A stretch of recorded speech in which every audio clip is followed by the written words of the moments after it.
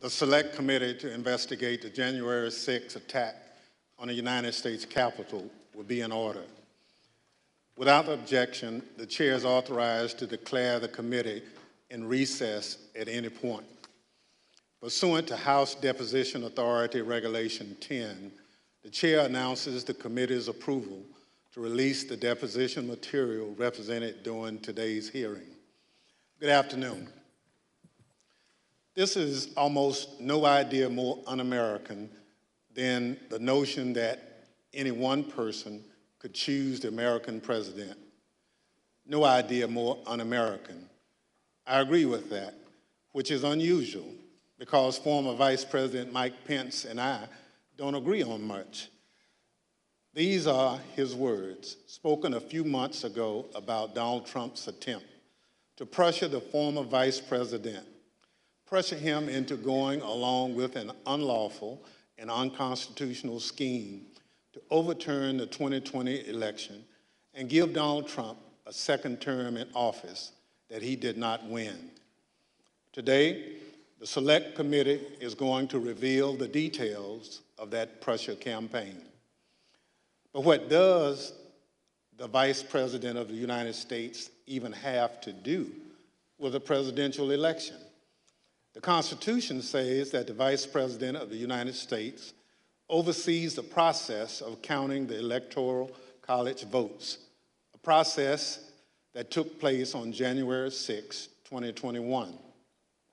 Donald Trump wanted Mike Pence to do something no other vice president has ever done.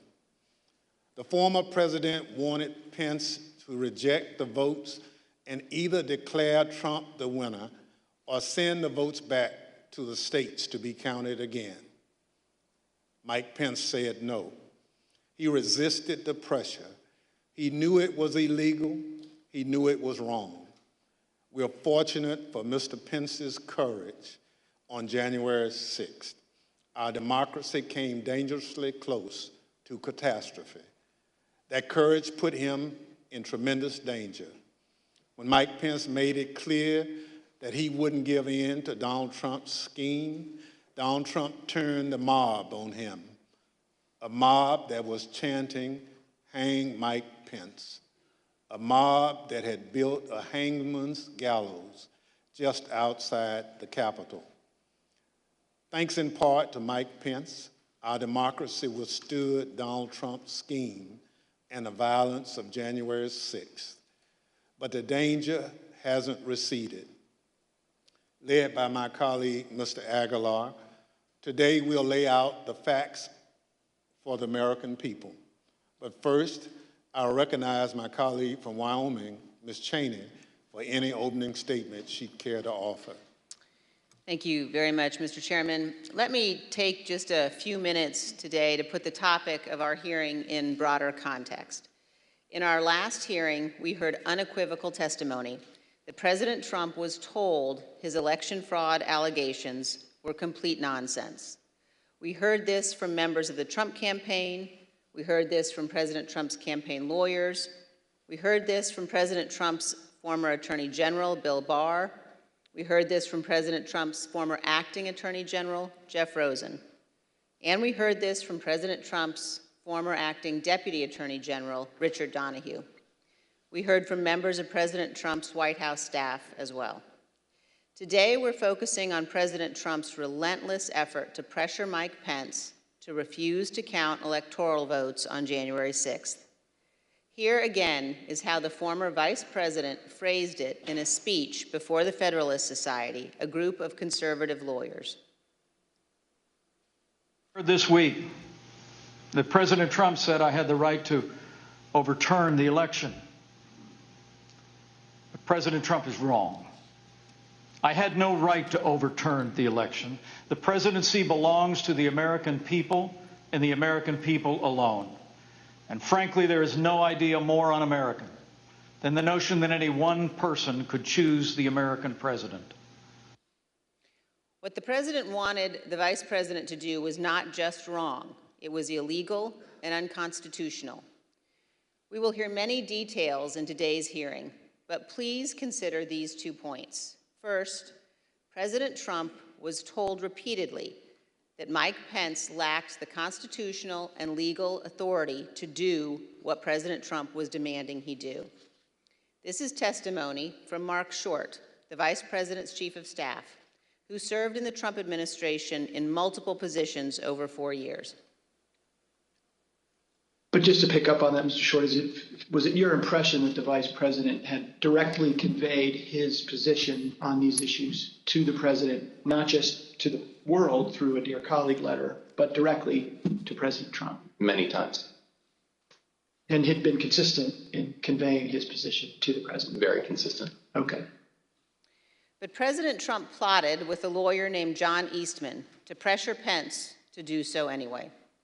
As the federal court has explained, quote, based on the evidence, the court finds that it is more likely than not that President Trump and Dr. Eastman dishonestly conspired to obstruct the joint session of Congress on January 6, 2021. What exactly did President Trump know? When exactly did President Trump know that it would be illegal for Mike Pence to refuse to count electoral votes? Here is one sample of testimony given by one of the witnesses before us today, the Vice President's General Counsel. Did John Eastman ever admit, as far as you know, in front of the President, that his proposal would violate the Electoral Count Act? I believe he did on the 4th. That was January 4th, 2 days before the attack on Congress.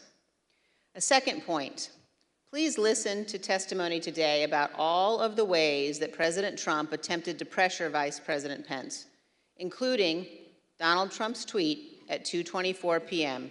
condemning Vice President Mike Pence when President Trump already knew a violent riot was underway at the Capitol.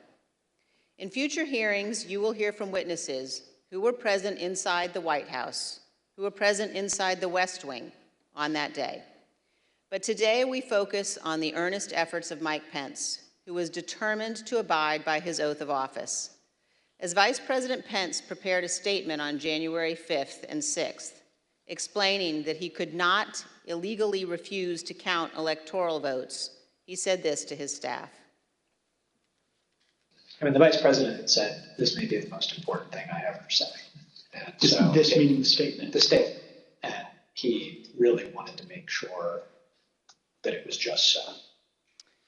You will hear today that President Trump's White House counsel believed that the Vice President did exactly the right thing on January 6th, as did others in the White House, as did Fox News host Sean Hannity. Vice President Pence understood that his oath of office was more important than his loyalty to Donald Trump. He did his duty. President Trump unequivocally did not. Thank you, Mr. Chairman. I yield back. Without objection, I recognize the gentleman from California, Mr. Aguilar, for an opening statement. Thank you, Mr. Chairman. Today, we intend to show the American people that January 6th was not an isolated incident. In the weeks culminating before, it was a legal scheme and deception. We've already learned that President Trump knew he lost the 2020 election. Shortly after, he began to look for a way to circumvent our country's most fundamental civic tradition, the peaceful transfer of power. The president latched on to a dangerous theory and would not let go because he was convinced it would keep him in office. We witnessed firsthand what happened when the President of the United States weaponized this theory. The Capitol was overrun, police officers lost their lives, and the Vice President was taken to a secure location because his safety was in jeopardy. Let's take a look at the effect of Donald Trump's words and actions. I want to warn our audience that the video contains explicit content. Mike Pence is going to have to come through for us, and if he doesn't, that will be a sad day for our country. And Mike Pence, I hope you're going to stand up for the good of our Constitution and for the good of our country. And if you're not, I'm going to be very disappointed in you, I will tell you right now. I'm telling you what, I'm hearing the Pence just caved. No. Is that true? I'm hearing reports that Pence caved. No, I'm telling you, if Pence caved, we're gonna drag motherfuckers through the streets. You fucking politicians are gonna get fucking drugged through the streets. Yeah. I guess the hope is that there's such a show of force here that Pence will decide to do the right thing, according to Trump. Bring out Pence! Bring him out! Bring out Pence! Bring him out! Bring out Pence!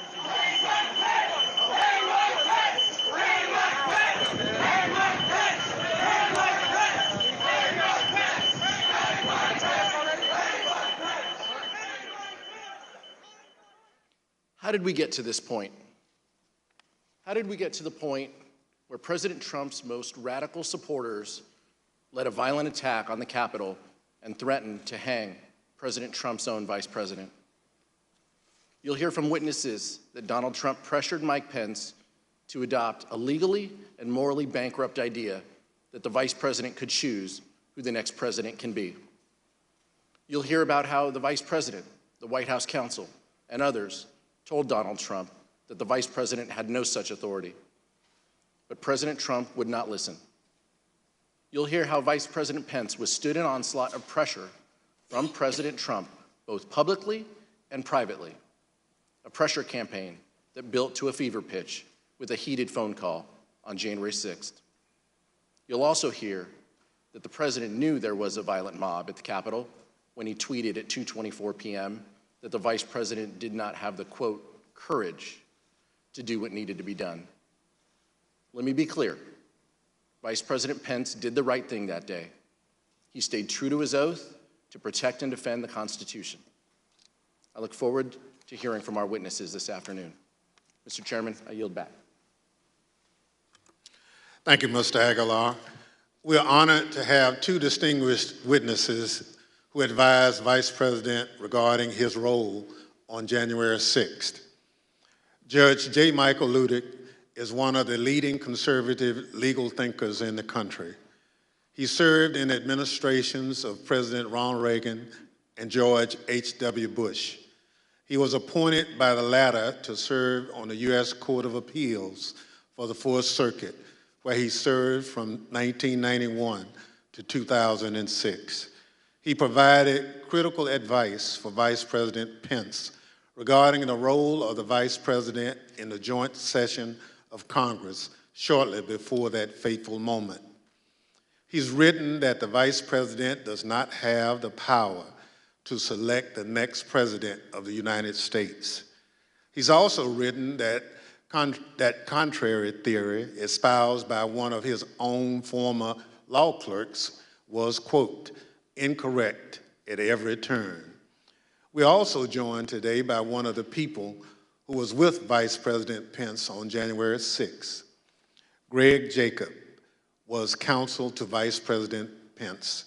He conducted a thorough analysis of the role of the Vice President in the joint session of Congress under the Constitution, the Electoral Count Act, and 230 years of historical practice. But he also has firsthand information about the attack on the Capitol because he lived through it. He was with the Vice President and his own life was in danger. I will now swear in our witnesses. The witnesses will please stand and raise their right hand. Do you swear or affirm under penalty of perjury that the testimony you're about to give is the truth, the whole truth, and nothing but the truth, so help you God? Thank you. You may be seated. Let the record reflect the witnesses answered in the affirmative. I now recognize myself for questions. In the United States, the people choose our representatives, including the highest official in the land, the President of the United States. The American people did this on November 3rd, 2020. But President Trump did not like the outcome. He did everything he could to change the result of the election. He tried litigation, 62 cases, in fact, and that failed. He tried to pressure state legislatures to reverse the results of the election in their states, but they refused. He tried to enlist the Department of Justice in his efforts to overturn election results, but officials leading the department refused to comply. So eventually, he latched on to a completely nonsensical and anti-democratic theory that one man, his own vice president, could determine the outcome of the election. He wanted the vice president to unilaterally select the president. This theory that the vice president could unilaterally select the president runs completely contrary to our Constitution, our laws, and the entirety of our American experience. But that didn't matter to President Trump. I would now like to explore how President Trump came to latch on to this ridiculous legal theory that the vice president can select the president of the United States. Mr. Jacob, how did this theory first come to your attention?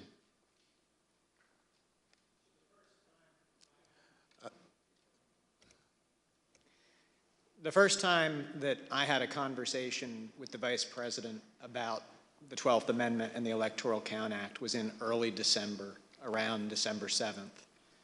The Vice President called me over to his West Wing office and told me that he had been seeing and reading things that suggested that he had a significant role to play on January 6th in announcing the outcome of the election.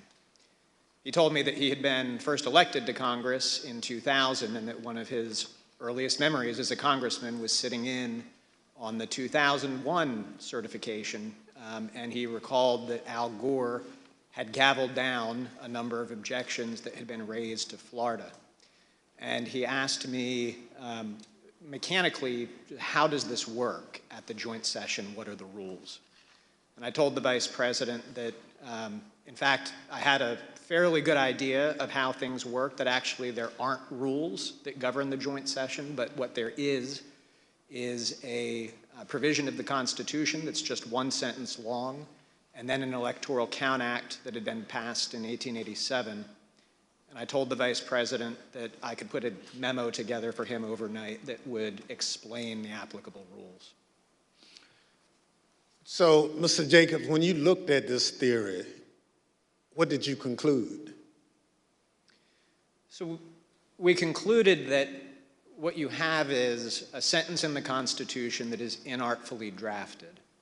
But the Vice President's first instinct when he heard this theory was that there was no way that our framers, who abhorred concentrated power, who had broken away from the tyranny of George III, would ever have put one person, particularly not a person who had a direct interest in the outcome because they were on the ticket for the election, in a role to have decisive impact on the outcome of the election. And our review of text, history, and frankly just common sense all confirmed the Vice President's first instinct on that point. There is no justifiable basis to conclude that the Vice President has that kind of authority. Thank you, Mr. Jacobs. We will hear more today about how, despite this conclusion by you and other top legal advisors, the former president used this discredited theory in his campaign to pressure the vice president to decide the outcome of the presidential election. I now recognize the gentlewoman from Wyoming, Ms. Cheney, for questions. Thank you very much, Mr. Chairman. Judge Ludig, thank you as well for being here with us today. You issued a very important statement earlier today, which I urge all Americans to read. And I'd like to ask you, Judge, about one of the sentences in your statement and ask if you could explain to us the significance of it. You say, had the Vice President of the United States obeyed the President of the United States, America would immediately have been plunged into what would have been tantamount to a revolution within a paralyzing constitutional crisis. Could you elaborate on that for us, Judge?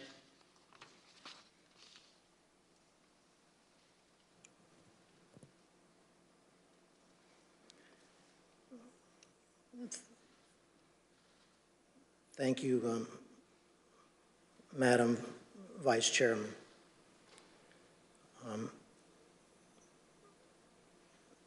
That passage in my statement this morning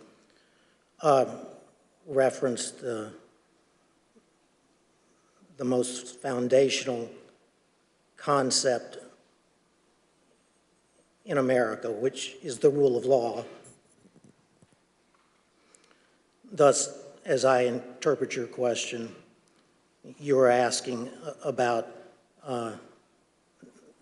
that foundational truth of these United States, which we call America.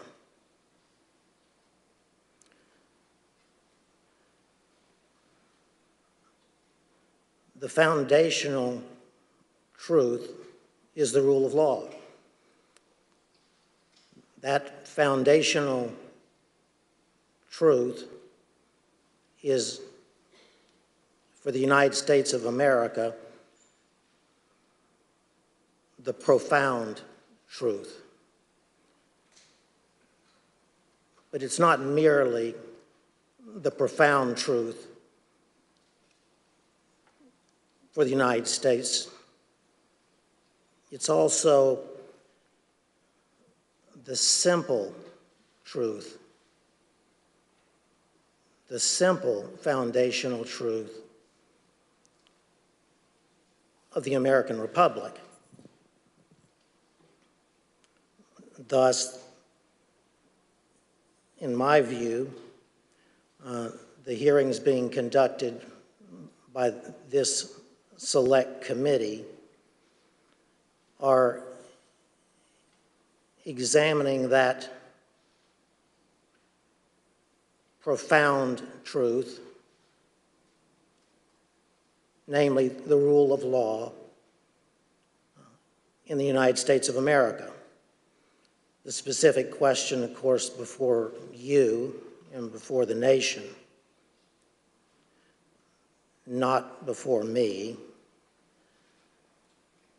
is whether that foundational rule of law was supremely violated on January 6, 2021. Now, to the question specifically that you asked, Madam Vice Chair, I believe that had Vice President Pence obeyed the orders from his president and the President of the United States of America during the joint session of the Congress of the United States on January 6, 2021, and declared Donald Trump the next President of the United States, notwithstanding that then President Trump had lost the Electoral College vote as well as the popular vote in the 2020 presidential election.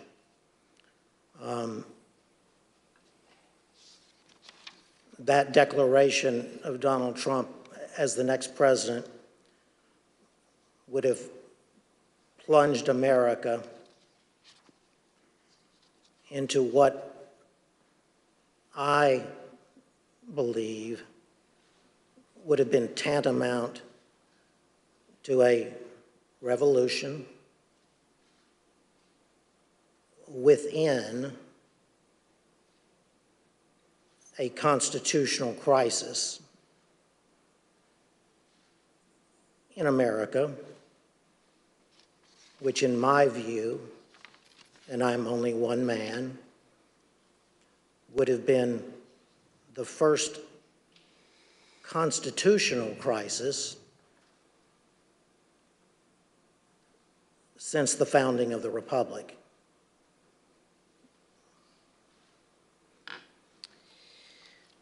Thank you very much, Judge, for your solemn attention to these issues and for your appearance here today. We're going to describe and discuss in detail what happened. And as we do, I'm going to describe a few of the details now of some of the actions taken by a gentleman named Kenneth Cheeseborough.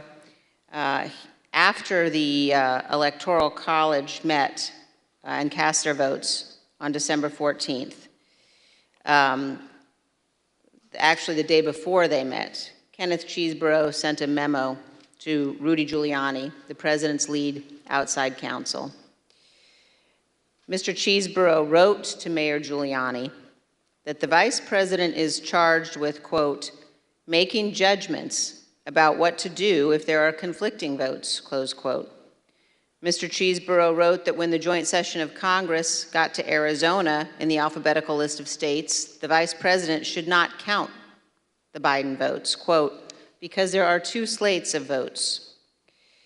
His justification, which we will learn more about in our next hearing, was that a group of Trump supporters in Arizona and other swing states decided to proclaim themselves the true electors for the state, creating two sets of electors, the official electors selected by the state and a group of fake electors. This document was ordered to be produced to the Select Committee by a federal district court judge. As you will see on the screen shortly, Judge David Carter wrote, quote, the draft memo pushed a strategy that knowingly violated the Electoral Count Act. The judge concluded that, quote, the memo is both intimately related to and clearly advanced the plan to obstruct the joint session of Congress on January 6, 2021. A few days later, Professor John Eastman took up this cause. Eastman was at the time a law professor at Chapman University Law School. He prepared a memo outlining the nonsensical theory that the vice president could decide the outcome of the election at the joint session of Congress on January 6th. You will see portions of this memo on the screen. In the first line, he wrote, quote, 7 states have transmitted dual slates of electors to the President of the Senate. But Dr. Eastman goes on to rely on those so-called dual slates of electors to say that Vice President Pence could simply declare President Trump the winner of the 2020 election. Mr. Jacob, were there in fact dual slates of electors from 7 states? No, there were not. And just a few days after that, Dr. Eastman wrote another memo, this one, quote, wargaming out several scenarios. He knew the outcome he wanted, and he saw a way to go forward if he simply pretended that fake electors were real. You will see that memo up on the screen now. Here, Dr. Eastman says the vice president can reject the Biden electors from the states that he calls, quote, disputed. Under several of the scenarios, the vice president could ultimately just declare Donald Trump the winner, regardless of the vote totals that had already been certified by the states. However, this was false, and Dr. Eastman knew it was false. In other words, it was a lie. In fact, on December 19, 2020, just 4 days before Dr. Eastman sent this memo, Dr. Eastman himself admitted in an email that the fake electors had no legal weight, referring to the fake electors as, quote, dead on arrival in Congress, end quote, because they did not have a certification from their states. Judge Ludig, did the Trump electors in those 7 states who were not certified by any state authority have any legal significance?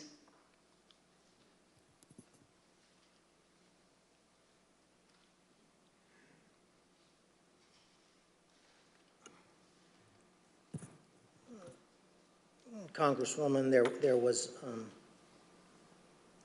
no support whatsoever in either the Constitution of the United States nor the laws of the United States for the Vice President, frankly, ever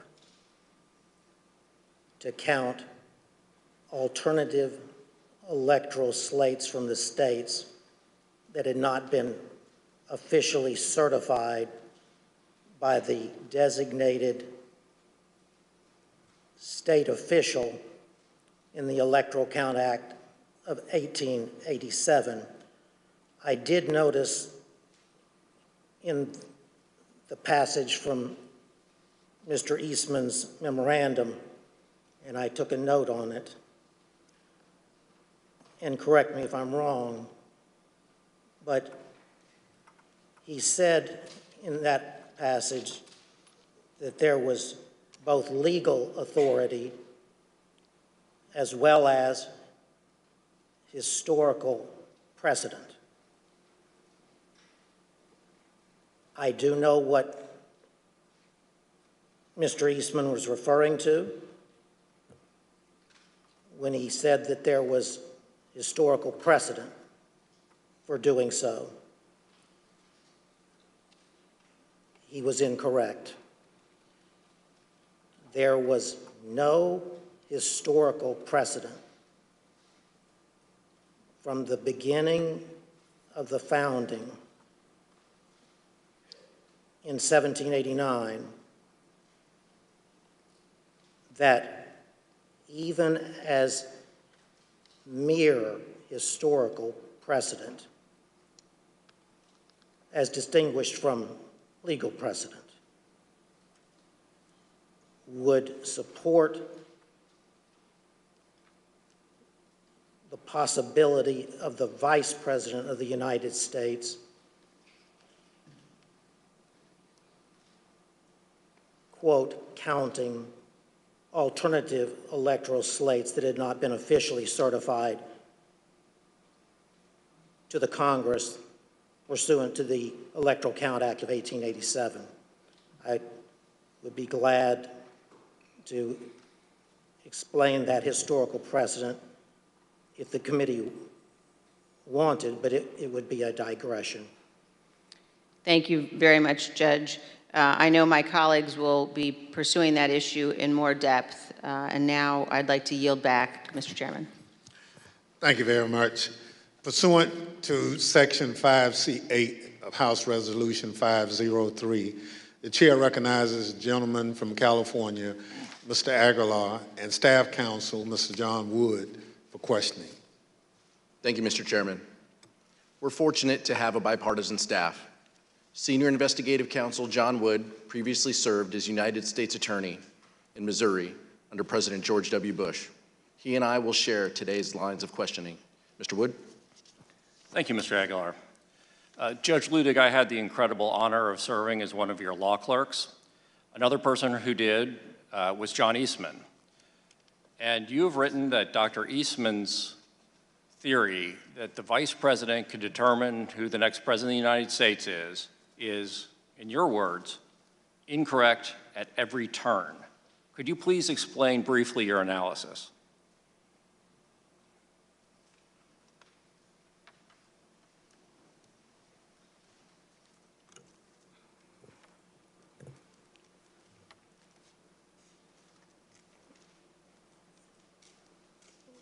It was my honor, Mr. Wood, to have you serve as my law clerk.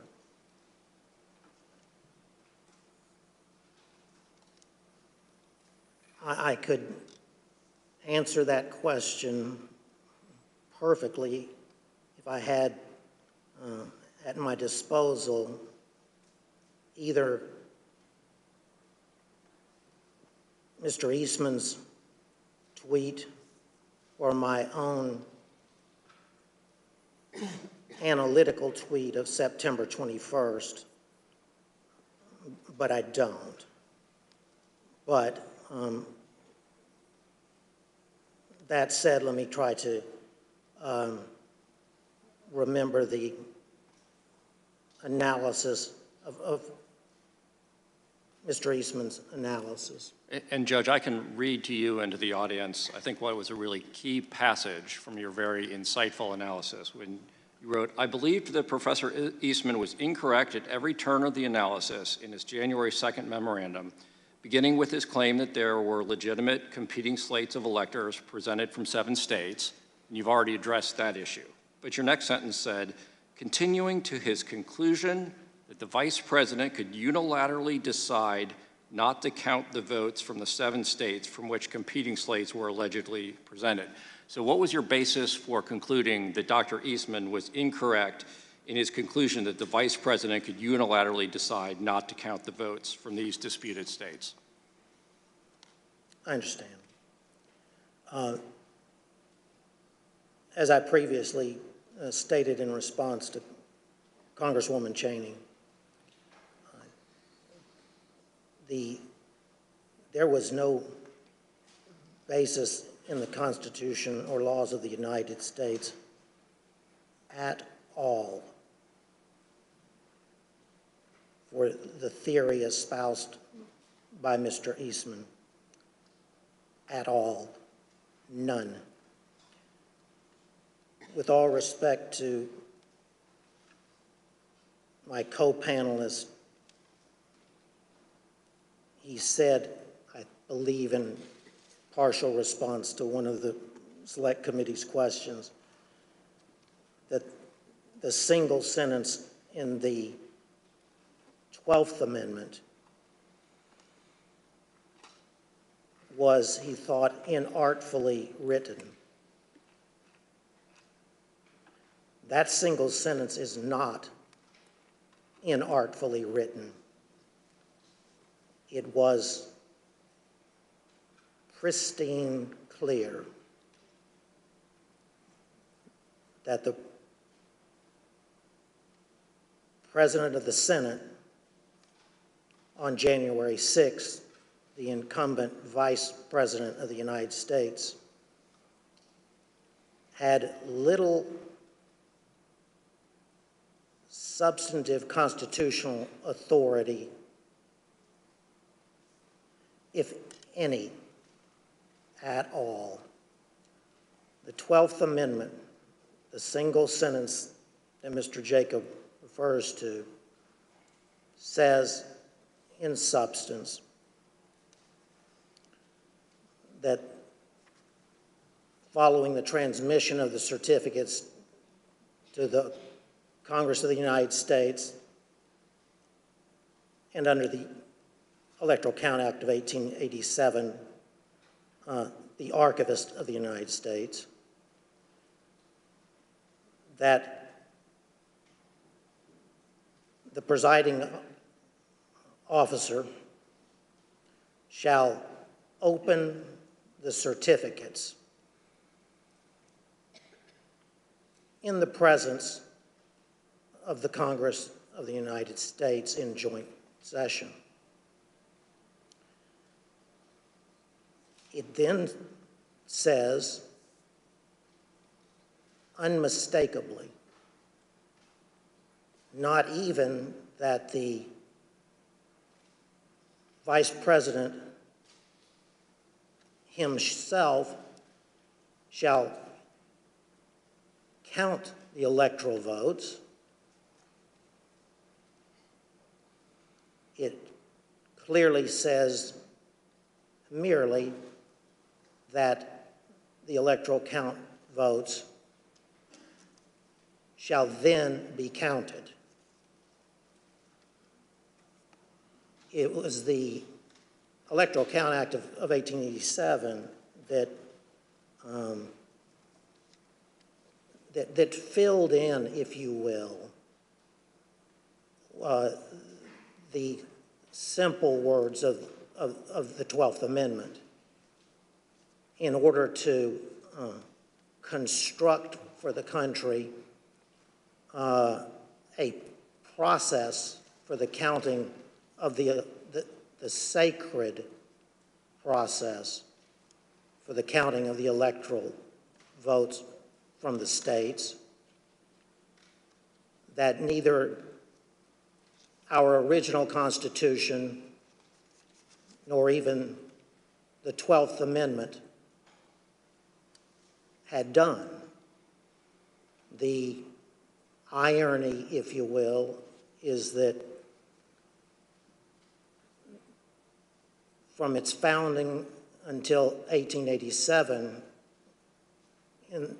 when Congress passed the Electoral Count Act, the nation had been in considerable turmoil during at least 5 of its presidential elections, beginning as soon thereafter from the founding as 1800. So it wasn't for almost 100 years later until the Electoral Count Act was passed.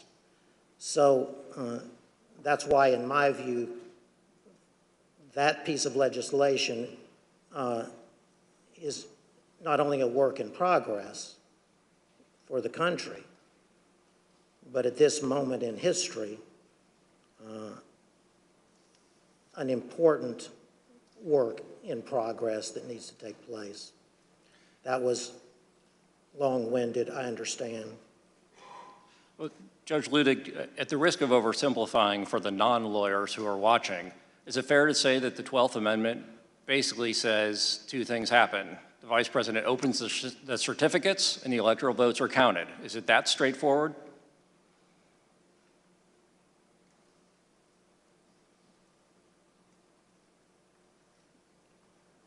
I would not want that to be my testimony before the Congress of the United States. The language of the 12th Amendment is that simple. Thank you, Judge. Mr. Jacob, I have a question for you. I believe during your deposition before this committee, you said something to the effect of you'd read every word written about the 12th Amendment, the Electoral Count Act, and historical practice. I know in response to the chairman's earlier question, you gave your bottom line conclusion, but can you tell us a little bit about the process that you and your colleagues went through of researching this issue and what conclusion you came to after your thorough research? So, you, as a lawyer who's analyzing a constitutional provision, you start with the constitutional text, you go to structure, you go to history. So we started with the text. We did not think that the text was quite as unambiguous as Judge Ludig indicated. In part, we had a constitutional crisis in 1876 because in that year, multiple slates of electors were certified by multiple slates. And when it came time to count those votes, the antecedent question of which ones had to be answered. That required the appointment of an independent commission. That commission had to resolve that question, and the purpose of the Electoral Count Act of 1887 had been to resolve those latent ambiguities. Now, I'm in complete agreement with Judge Ludig. It is unambiguous that the Vice President does not have the authority to reject electors. There is no suggestion of any kind that it does. There is no mention of rejecting or objecting to electors anywhere in the 12th Amendment. And so the notion that the Vice President could do that certainly is not in the text. But the problem that we had and that John Eastman raised in our discussions was we had all seen that in Congress in 2000, in 2004, in 2016, there had been objections raised to various states. And those had even been debated in 2004. And so here you have an amendment that says nothing about objecting or rejecting, and yet we did have some recent practice of that happening within the terms of the Electoral Count Act. So we started with that text. And I recall in my discussion with the Vice President, he said, I can't wait to go to heaven and meet the framers and tell them, the work that you did in putting together our Constitution is a work of genius. Thank you. It was divinely inspired. There is one sentence that I would like to talk to you a little bit about. So then we went to structure. And again, the Vice President's first instinct here is so decisive on this question. There's just no way that the framers of the Constitution, who divided power and authority, who separated it out, who had broken away from George III and declared him to be a tyrant, there was no way that they would have put in the hands of one person the authority to determine who was going to be President of the United States. And then we went to history. We examined every single electoral vote count that had happened in Congress since the beginning of the country.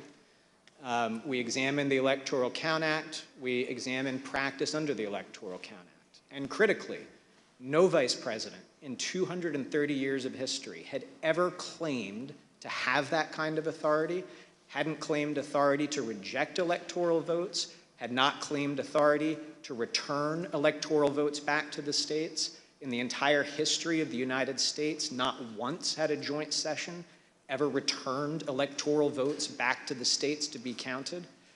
And in the crisis of 1876, Justice Bradley of the United States Supreme Court, who supplied the decisive final vote on that commission, had specifically looked at that question and said, first, the vice president clearly doesn't have authority to decide anything, and by the way, also does not have authority to conduct an investigation by sending things back out for a public look at things. So the history was absolutely decisive, and again, part of my discussion with Mr. Eastman was, if you were right, don't you think Al Gore might have liked to have known in 2000 that he had authority to just declare himself president of the United States?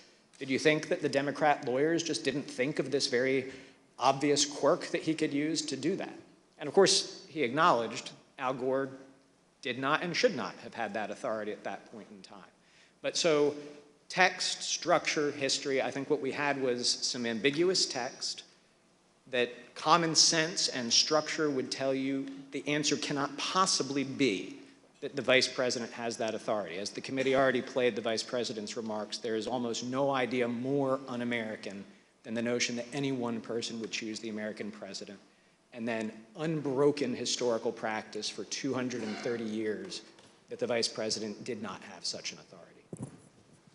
Thank you. I reserve the remainder of my time. Mr. Jacob, you weren't the only one who knew that the legal theory was wrong, though. Here's what various advisors to the president thought about that theory. You've been clear repeatedly with Mr. Meadows about you and the vice president having a different view about his authority on January 6th. I believe I had.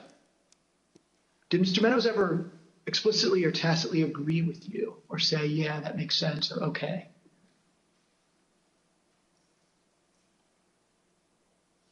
I believe that that Mark did agree. What makes you say that? I believe that's what he told me. But as I mentioned, I think Mark had told so many people so many different things that it was not something that that I would necessarily accept as, okay, well, that means that's resolved. I see. Tell me more what he told you on this topic. Well, I think it was that, the vice president doesn't have any broader role. And I think he was understanding of that. So despite the fact that he may have said other things to the president or others, to you, he said he understands the vice president has no role. Yes. Okay. Did he say that to you several times? A couple of times. Mm-hmm. Before January 6th? Yes. The way it was communicated to me was that Pat Cipollone thought the idea was nutty and had at one point confronted Eastman basically with the same sentiment. Pat expressed his admiration for the vice president's actions on the day of the 6th and said that he concurred with the legal analysis that our team had put together to reach that point. It made no sense to me that in all the protections that were built into the Constitution for a president to get elected and steps that had to be taken, that the power to choose the next president would be sitting with the vice president. Do you know if Mr. Clark or Mr. Morgan, is it Morgan, thought about that, Mr. Eastman's advice? Yeah, they thought he was crazy. Do you know if they ever expressed an opinion on whether they thought the vice president had the power that John Eastman said he did? I know for a fact I heard both say that his theory was crazy, that there was no validity to it in any way, shape, or form. And did they express that before January 6th? Yes. To whom? I think anyone who would listen. Okay, what were your prior interactions with Eastman? He described for me what he thought the ambiguity was in the statute, and he was walking through it at that time. And I said, hold on a second, I want to understand what you're saying. You're saying that you believe the vice president, acting as president of the Senate, can be the sole decision maker as to, under your theory, who becomes the next president of the United States? And you said yes. And I said, are you out of your effing mind? Right? And that was pretty blunt. I said, you're completely crazy. I said, you're going to turn around and tell 78 plus million people in this country that your theory is this is how you're going to invalidate their votes because you think the election was stolen? And I said, they're not going to tolerate that. I said, you're going to cause riots in the streets. And he said words to the effect of there's been violence in the history of our country, Eric, to protect the democracy or protect the republic.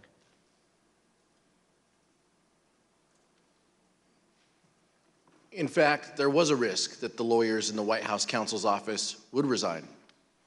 For example, Fox News host Sean Hannity expressed concern that the entire White House counsel's office could quit. As you can see from these texts, Mr. Hannity wrote to White House Chief of Staff Mark Meadows that, quote, "We can't lose the entire White House counsel's office. I do not see January 6th happening the way he is being told." A few days later, on January 5th, Mr. Hannity wrote to Mr. Meadows that, quote, "I'm very worried the next 48 hours. Pence pressure, White House counsel will leave." While Sean Hannity was apparently very concerned about the possibility that the White House counsel would resign in protest of the president's effort to force the vice president to violate the Constitution, some others close to the president were more dismissive of the White House counsel's position. Here's what Trump's son-in-law and senior advisor Jared Kushner said during his deposition regarding the White House counsel Pat Cipollone's threats to resign. Jared, are you aware of instances where Pat Cipollone threatened to resign? I kind of, like I said, my interest at that time was on trying to get as many pardons done. And I know that, he was always, him and the team were always saying, oh, we're going to resign. We're not going to be here if this happens, if that happens. So I kind of took it up to just be whining, to be honest with you. The president's own lead outside counsel, Rudy Giuliani, also seemed to concede that the vice president did not have the authority to decide the outcome of the election or send it back to the states. Here's what White House attorney Eric Hirschman said about his call with Mayor Giuliani on the morning of the 6th. The morning of January 6th, I think he called me out of the blue, right? And I was like getting dressed. And we had an intellectual discussion about Eastman's, I don't know if it's Eastman's theory per se, but the VP's role. And he was asking me my view and analysis and then the practical implications of it. And when we finished, he said, like, I believe that, you're probably right. I think he thought when we're done that it would be something he'd have to consider if he was sitting on the bench. But he'd probably come down in that, you couldn't interpret it or sustain the argument long term. Of course, the fact that Mayor Giuliani seemed to admit that the theory was wrong did not stop him from going before the crowd just a few hours later on January 6th and saying the exact opposite. Here's Mayor Giuliani's speech at the Ellipse rally on January 6th. We're here just very briefly to make a very important 2 points. Number one, every single thing that has been outlined as the plan for today is perfectly legal. I have Professor Eastman here with me to say a few words about that. He's one of the preeminent constitutional scholars in the United States. It is perfectly appropriate, given the questionable constitutionality of the Election Counting Act of 1887, that the Vice President can cast it aside, and he can do what a president called Jefferson did when he was Vice President. He can decide on the validity of these crooked ballots, or he can send it back to the legislatures, give them 5 to 10 days to finally finish the work. And here's what Dr. Eastman said in his speech at the Ellipse on January 6th. And all we are demanding of Vice President Pence is this afternoon at 1 o'clock, he let the legislatures of the state look into this so we get to the bottom of it and the American people know whether we have control of the direction of our government or not.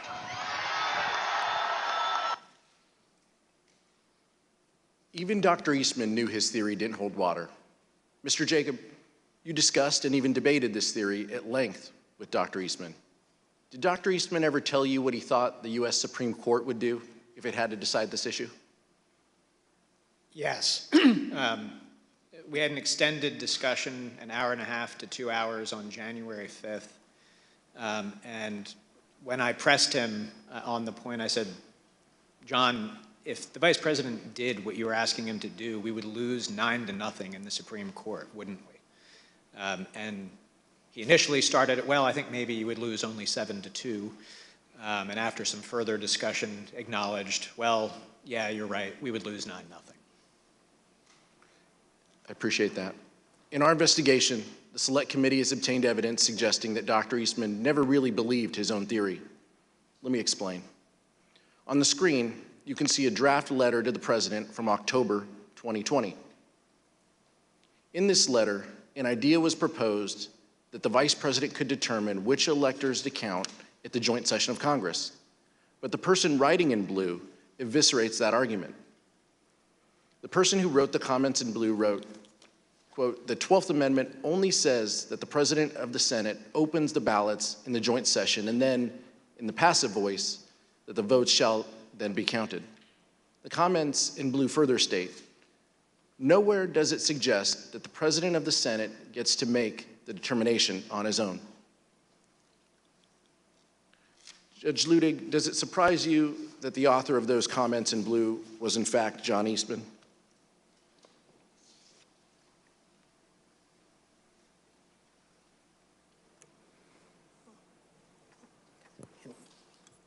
Yes, it does, Congressman. But let me, watching this unfold, let me try to unpack what was at the root of what I have called the blueprint to overturn the 2020 election. And it is this, and I had foreshadowed this answer in my earlier testimony to Congresswoman Cheney. Mr. Eastman, from the beginning, said to the President that there was both legal as well as historical precedent for the Vice President to overturn the election. And what we've heard today, I believe, is what happened within the White House and elsewhere as all the players led by Mr. Eastman got wrapped around the axle by the historical evidence claim by Mr. Eastman. Let me explain very simply. This is what I said would require a digression that I would be glad to undertake if you wished. In short, if I had been advising the Vice President of the United States on January 6th, and even if then Vice President Jefferson and even then Vice President John Adams and even then Vice President Richard Nixon had done exactly what the President of the United States wanted his Vice President to do.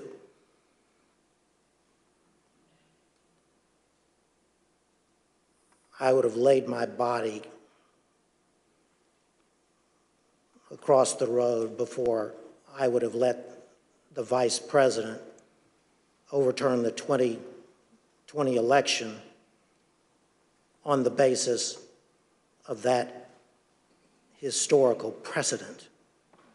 But what this body needs to know, and now America needs to know, is that that was the centerpiece of the plan to overturn the 2020 election. It was the historical precedent in the years and with the vice presidents that I named, as Congressman Raskin understands well. And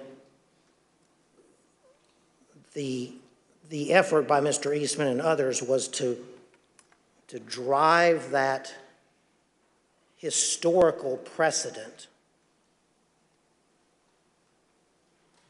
up to and under that single sentence, single pristine sentence in the 12th Amendment to the United States Constitution, taking advantage of, if you will, what many have said is the inartful wording of that sentence in the 12th Amendment. Scholars before 2020 would have used that historical precedent to argue not that Vice President Pence could overturn the 2020 election by accepting non-certified state electoral votes, but they would have made arguments as to some substantive, not merely procedural, authority possessed by the Vice President of the United States on the statutorily prescribed day for counting the Electoral College votes. This is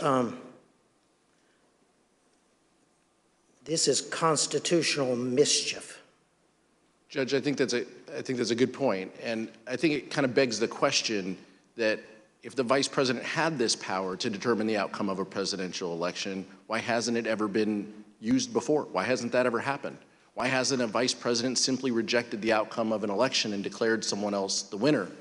And instead, as the chairman mentioned in his opening, for over 2 centuries, vice presidents have presided over the joint sessions of Congress in a purely ceremonial role. This even includes, as Mr. Jacob mentioned, Vice President Al Gore. For those of us who are old enough to remember, the 2000 election came down to one state, Florida. There were weeks of recounts and litigation after the election, and Al Gore conceded. Of course, Al Gore was vice president at the time, but he never suggested that he could simply declare himself the winner of the 2000 election when he presided over the counting of the electoral votes. Let's hear what Vice President Gore said when he described the situation he faced in 2000. Importance of the United States of America in all of human history. In Lincoln's phrase, we still are the last best hope of humankind. And the choice between one's own disappointment in your personal career and upholding the noble traditions of America's democracy is a pretty easy choice when it comes down to it. Mr. Jacob, did Dr. Eastman say whether he would want other vice presidents such as Al Gore after the 2000 election or Kamala Harris after the 2024 election to have the power to decide the outcome of the election? So this was one of the many points that we discussed on January 5th. He had come into that meeting trying to persuade us that there was some validity to his theory. I viewed it as my objective to persuade him to acknowledge he was just wrong. And I thought this had to be one of the most powerful arguments. I mean, John, back in 2000, you weren't jumping up and saying Al Gore had this authority to do that. You would not want Kamala Harris to be able to exercise that kind of authority in 2024 when I hope Republicans will win the election, and I know you hope that too, John. And he said, absolutely. Al Gore did not have a basis to do it in 2000. Kamala Harris shouldn't be able to do it in 2024, but I think you should do it today. Mark Short told the Select Committee that Vice President Pence consulted with one of his predecessors, Vice President Dan Quayle, regarding the role of the Vice President. Vice President Quayle confirmed Pence's view that the role was purely ceremonial. Mr. Short also told the committee that he, Mr. Short, received a call from former House Speaker Paul Ryan. Here is Mr. Short's description of his conversation with Speaker Ryan. Speaker Ryan wanted to call and say, you know, you don't have any greater authority. And I said to him, Mr. Speaker, you know, Mike, you know he doesn't, you know he recognizes that. And we sort of laughed about it, and he said, I get it. And he later spoke to the vice president, too, to, I think, have the same conversation. Fortunately for the fate of our republic, Vice President Pence refused to go along with President Trump's demands that he determine the outcome of the presidential election. Mr. Jacob, what was the vice president's reaction when you discussed with him the theory that the vice president could decide the outcome of the election? Congressman, as I've testified, the vice president's first instinct was that there was no way that any one person, particularly the vice president who is on the ticket and has a vested outcome in the election, could possibly have the authority to decide it by rejecting electors or to decisively alter the outcome by suspending the joint session for the first time in history in order to try to get a different outcome from state legislatures.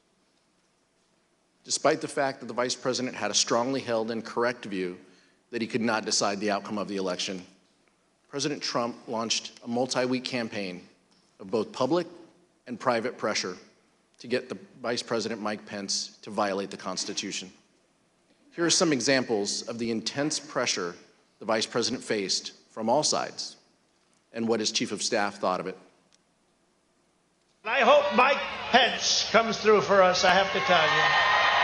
I hope that our great Vice President comes through for us. He's a great guy. Of course, if he doesn't come through, I won't like him quite as much. Was it your impression that the vice president had directly conveyed his position on these issues to the president, not just to the world through a dear colleague letter, but directly to President Trump? Many times. And had been consistent in conveying his position to the president? Very consistent. I am aware of the fact that the president was upset with the way Pence acted. Are we to assume that this is going to be a climactic battle Well, I think a lot of that depends on the courage and the spine of the individuals involved. That'd be a nice way to say a guy named Vice President Mike Pence? Yes. I think we've been clear as to what the vice president's role was. I think the vice president been clear with the president, and I think I've been clear with Mark Meadows. I think the vice president is going to throw down tomorrow and do the right thing because, Lou, like I said before, this is a time for choosing. People are going to look back at this moment tomorrow and remember where every single one of their elected officials were. Did they vote for the rule of law and getting these elections right, or did they give it away to the Democrats and the people who cheated and stole their way through this election?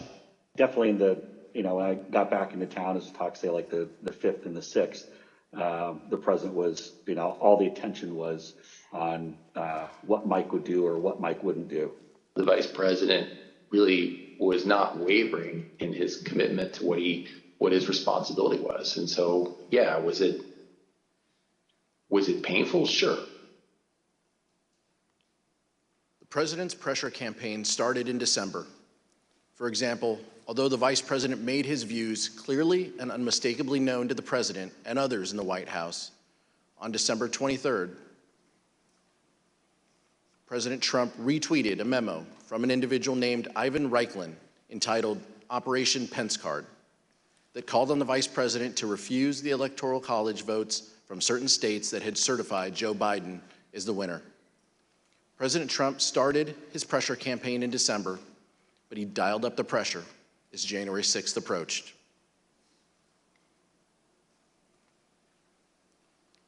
The testimony we have received in our investigation indicates that by the time January 4th arrived, President Trump had already engaged in a, quote, multi-week campaign to pressure the vice president to decide the outcome of the election. This had included private conversations between the two leaders, Trump's tweets, and at least one meeting with members of Congress. We understand that the vice president started his day on January 4th with a rally in Georgia for the Republican candidates in the U.S. Senate runoff. When the vice president returned to Washington, he was summoned to meet with the president regarding the upcoming joint session of Congress. Mr. Jacob, who attended that meeting? The attendees were the vice president, the president, Mark Short, the chief of staff to the vice president, myself, and John Eastman. There was about a 5-minute period where Mark Meadows came in on a different issue. Let's show a photo of that meeting. Mr. Jacob, during that meeting between the president and the vice president, what theories did Dr. Eastman present regarding the role of the vice president in counting the electoral votes? During the meeting on January 4th, Mr. Eastman was opining that there were 2 legally viable arguments as to authorities that the vice president could exercise 2 days later on January 6th. One of them was that he could reject electoral votes outright.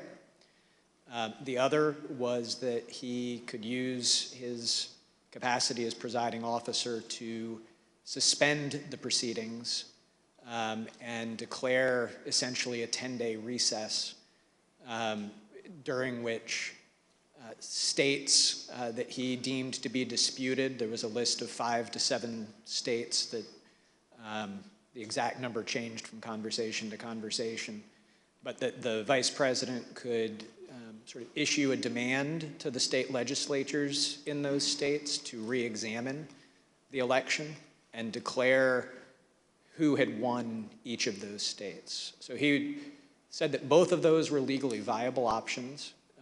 He said that he did not recommend, upon questioning, he did not recommend what he called the more aggressive option, which was reject outright, because he thought that that would be less politically palatable.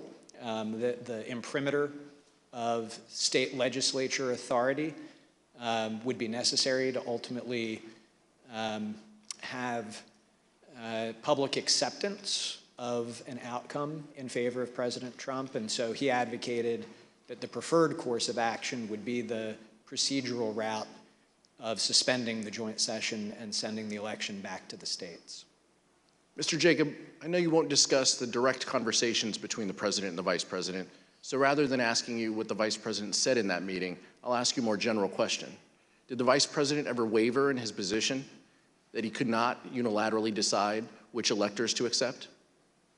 The Vice President never budged from the position that I have described as his first instinct, which was that it just made no sense from everything that he knew and had studied about our Constitution that one person would have that kind of authority. And did the Vice President ever waver in his position that he could not delay certification and send it back to the states? No, he did not. Did Dr. Eastman admit in front of the President that his proposal would violate the Electoral Count Act? So during that meeting on the 4th, I think I raised the problem that both of Mr. Eastman's proposals would violate several provisions of the Electoral Count Act. Mr. Eastman acknowledged that that was the case, that even what he viewed as the more politically palatable option would violate several provisions, but he thought that we could do so because in his view the Electoral Count Act was unconstitutional, and when I raised concerns that that position would likely lose in court, his view was that the court simply wouldn't get involved. They would invoke the political question doctrine, and therefore we could have some comfort proceeding with that path. Mr. Wood? But just to reiterate, he told you, maybe this was in a later conversation, but he told you at some point that if in fact the issue ever got to the Supreme Court, his theory would lose 9-0, correct?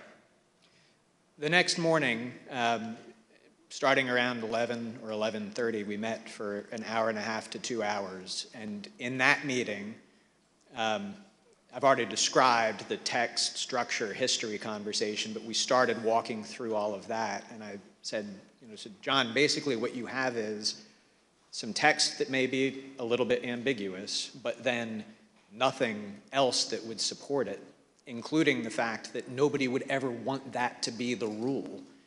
Wouldn't we lose 9-0 in the Supreme Court? And again, he initially started, well, maybe you'd only lose 7-2, but ultimately acknowledged that no, we would lose 9-0. No judge would support his argument.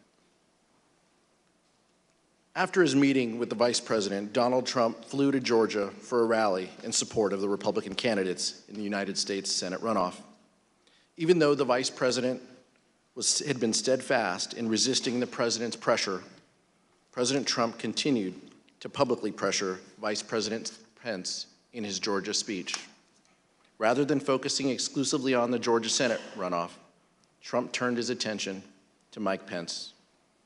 Here's what the President said during that rally in Georgia. Pence comes through for us, I have to tell you. I hope that our great Vice President comes through for us. He's a great guy. Of course, if he doesn't come through, I won't like him quite as much. So the President had been told multiple times that the Vice President could not affect the outcome of the election, but he nonetheless publicly pressured Mike Pence to do exactly that by saying, quote, if he doesn't come through, I won't like him as much. Let's turn now to January 5th. Mr. Wood? Thank you. That morning, meaning January 5th, the President issued a tweet expressly stating that the Vice President had the power to reject electors. Let's look at what the President wrote. Quote, the Vice President has the power to reject fraudulently chosen electors. Mr. Jacob, you've already told us about your meeting with Dr. Eastman and the President on January 4th, and you briefly made reference to the meeting you had with Dr. Eastman the next day, January 5th. Can you tell us a little bit more about that meeting with Dr. Eastman on January 5th? For example, where was the meeting? Who was there?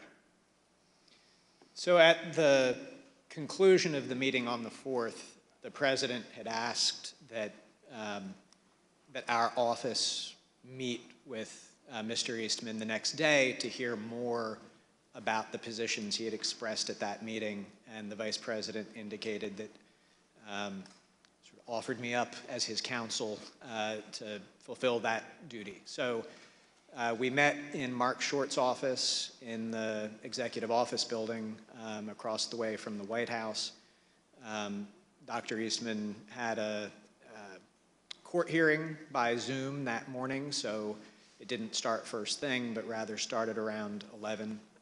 And That meeting went for about an hour and a half, 2 hours. Chief of Staff Mark Short was at that meeting most of the time. There were a few times that he left. And essentially, it was an extended discussion. What most surprised me about that meeting was that when Mr. Eastman came in, he said, "I'm here to request that you reject the electors." So on the 4th, that had been the path that he had said, "I'm not recommending that you do that." But on the 5th, he came in and expressly requested that. And I grabbed a notebook as I was heading into the meeting. I didn't hear much new from him to record, but that was the first thing I recorded in my notes, was request that the VP reject. Just to be clear, you're saying that Dr. Eastman urged the Vice President to adopt the very same approach that Dr. Eastman appeared to abandon in the Oval Office meeting with the President the day before. Is that correct? He had recommended against it the evening before, and then on the 5th came in, and I think it was probably his first words after introductions and as we sat down were, "I'm here to request that you reject the electors in the disputed states." And you referenced a moment ago some handwritten notes, which you've provided to the Select Committee. I'd now like to show you those notes. As you can see, you wrote there at the top, the writing's a little bit faint in the copy, but you wrote, "Requesting VP reject."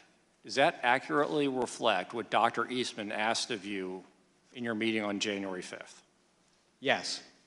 And what was your reaction when Dr. Eastman said on January 5th that he was there to ask the Vice President of the United States to reject electors at the joint session of Congress? I was surprised because I had viewed it as sort of one of the key concessions that we had secured the night before from Mr. Eastman that he was not recommending that we do that. So what did you say to him? Well, as I indicated, to some extent it simplified my task because there are more procedural complexities to the send it back to the states point of view, and I actually had spent most of my evening the night before writing a memorandum to the Vice President explaining all of the specific provisions of the Electoral Count Act that plan would violate. So instead, since he was pushing the sort of robust unilateral power theory, I've already walked the committee through the discussions that we had. I started out with our points of commonality, or what I thought were our points of commonality. We're conservatives, we're small government people, we believe in originalism as the means by which we're going to interpret this.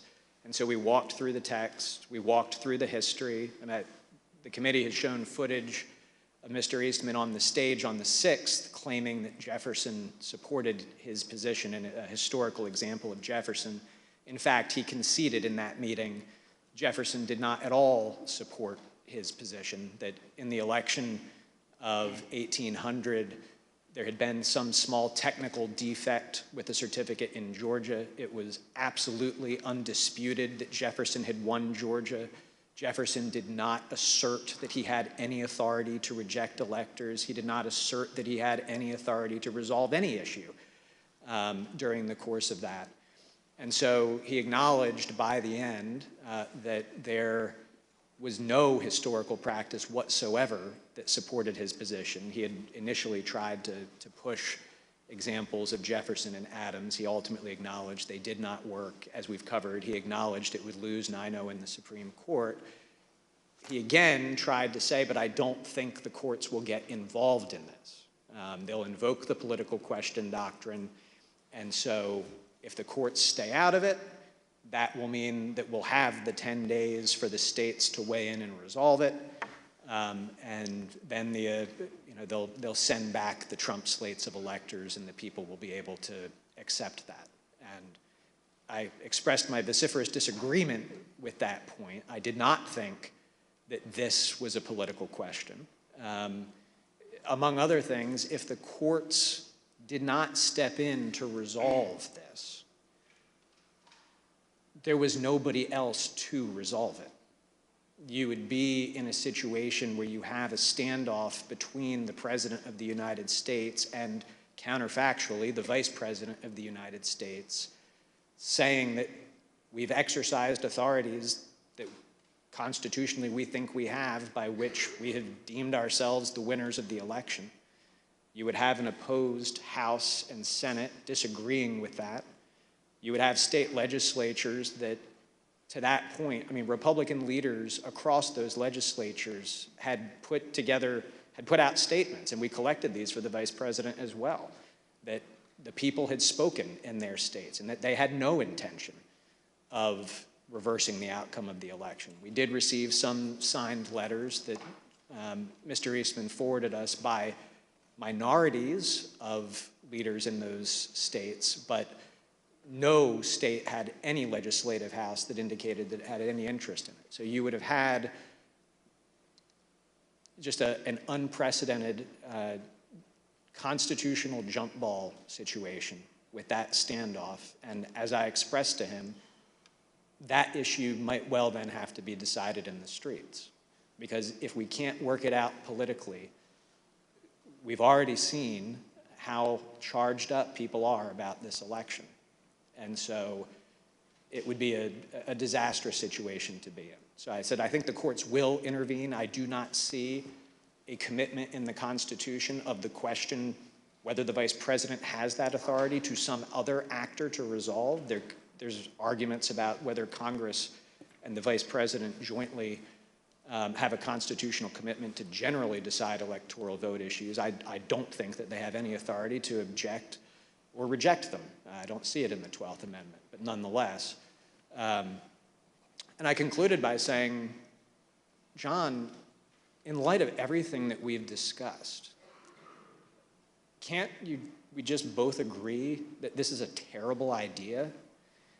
And he couldn't quite bring himself to say yes to that, but he very clearly said, well, yeah, I see we're not going to be able to persuade you to do this. And that was how the meeting concluded. But you just described a terrifying scenario. Sounds like there could have been chaos under the Eastman approach, and you even described it as it potentially could be decided in the streets. And you described several concessions that Dr. Eastman made throughout that discussion or even debate that you had with him.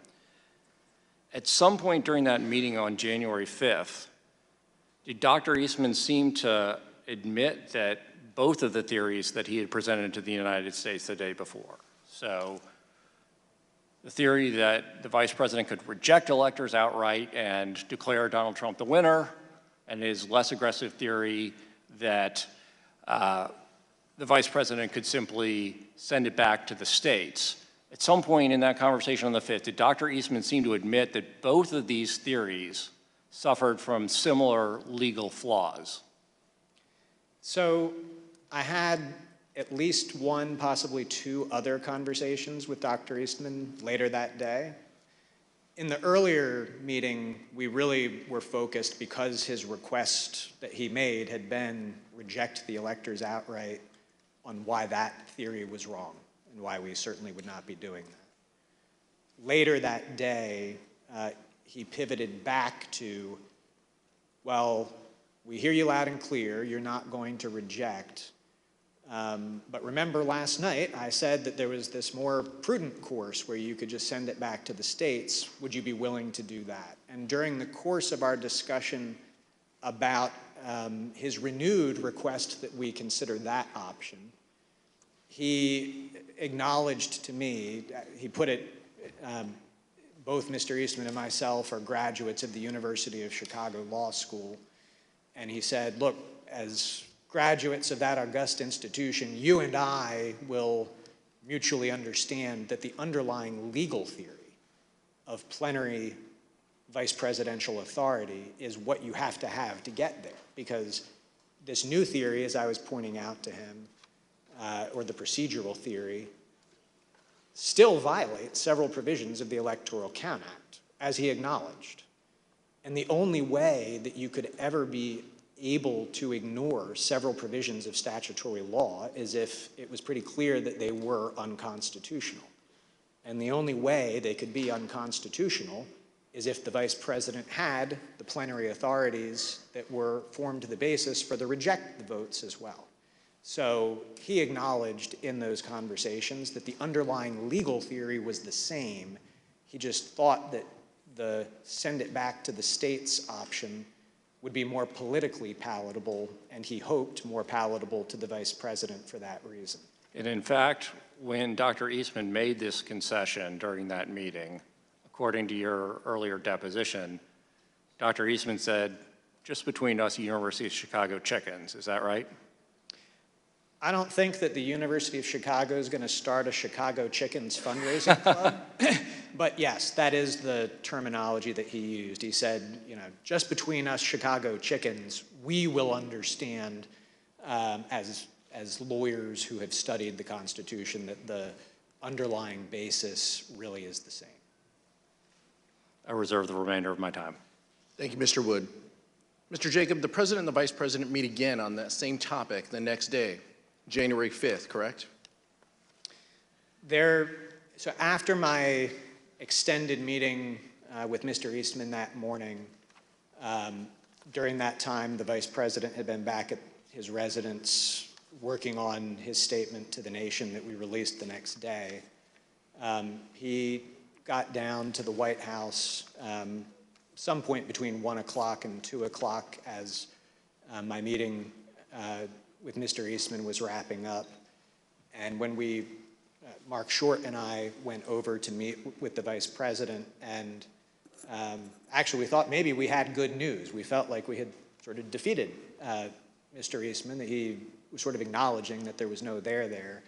But the vice president was then asked down to the Oval Office, and he went down to the Oval Office while Mark and I stayed back in the vice president's office. You weren't in that meeting. I was not. In the book Peril, journalists Bob Woodward and Robert Costa write that the president said, quote, "If these people say you have the power, wouldn't you want to?" The vice president says, quote, "I wouldn't want any one person to have that authority." The president responds, "But wouldn't it almost be cool to have that power?" Vice President is reported to have said, "No, look, I've read this, and I don't see a way to do it. We've exhausted every option. I've done everything I could, and then some, to find a way around this. It's simply not possible. My interpretation is no." To which the president says, "No, no, no. You don't understand, Mike. You can do this.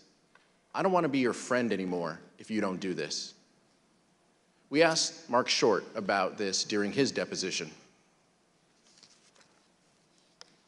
An understanding that I would have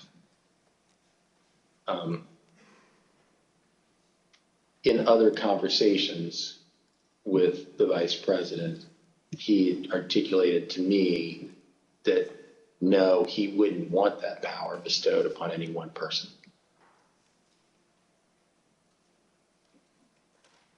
Mr. Jacob, did you, Mr. Short, and the vice president have a call later that day again with the president and Dr. Eastman?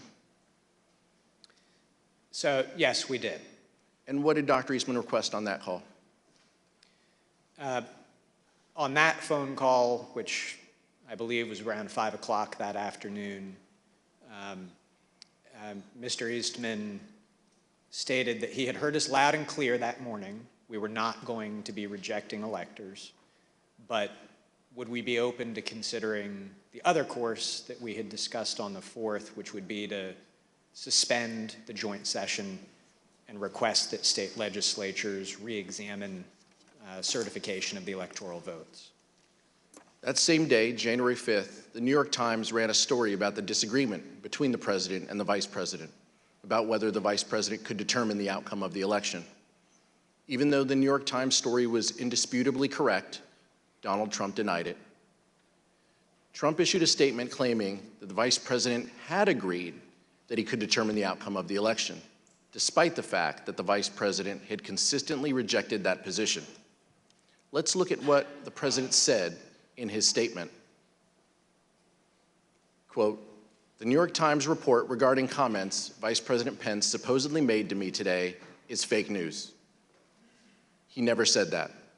The vice president and I are in total agreement that the Vice President has the power to act. Mr. Jacob, how did the Vice President's team react to this statement from the President that the Vice President could take an active role in determining the winner of the presidential election? We were shocked and disappointed because whoever had written and put that statement out, it was categorically untrue. Vice President's Chief of Staff Mark Short had an angry phone call with Trump campaign senior advisor Jason Miller about this statement. Here's what Mr. Short and Mr. Miller told the committee about that call. Okay, tell me about the conversation you had with Jason. It was brief. I was irritated and expressed displeasure that a statement could have gone out that misrepresented the Vice President's viewpoint without consultation. The statement says the Vice President and I are in total agreement that the Vice President has the power to act. Is that incorrect? I think the record shows that that's incorrect. Yeah. I mean, we've been through many documents that clarify that this is not where the Vice President was. Right. So essentially, the President's sending out a baldly false statement about being in alignment, purported alignment with the Vice President, despite all of the predicate that you indicated had gone before about their respective positions. Is that effectively what happened? I interpret the statement as false. I'll let you figure out who sent it out. When Mark Short contacted you, he was upset. Is that what you said? He clearly was not pleased. Tell us what he said. What's the process for putting out a statement for a meeting where only 2 people were in the room? Did he ask you to retract the statement? No, I think it went right to what's the process for putting out a statement for a meeting when only 2 people were in the room. And he clearly disagreed with the substance, though, right? Because he said the Vice President doesn't agree with this. Trying to think what exactly he said. I mean, the tone was very clearly that he used some language to strongly infer that the Vice President disagreed with that take, but I don't remember what that language was. Did he dictate this statement? He dictated most of it. I mean, typically on these, I might have a couple of wording suggestions, or maybe I, have a sentence or a rough framework or something of that. But I know with specificity on this one that it was me and him on the phone talking through it, and ultimately the way this came out was the way that he wanted to. The dispute between the President and the Vice President had grown to the point where the Vice President's Chief of Staff, Mark Short, was concerned that the President could, in Mr. Short's words, quote, lash out at the Vice President on January 6th. In fact, Mr. Short was so concerned about it that he talked with the head of the Vice President's Secret Service detail on January 5th. Here is Mr. Short. Concern was for the Vice President's security, and so I wanted to make sure the head of the Vice President's Secret Service was aware that that likely, as these disagreements became more public, that the President would lash out in some way. After the recess, we will hear that Mark Short's concerns were justified. The Vice President was in danger. Mr. Chairman, I reserve. Pursuant to the order of the committee of today, the chair declares the committee in recess for a period of approximately 10 minutes.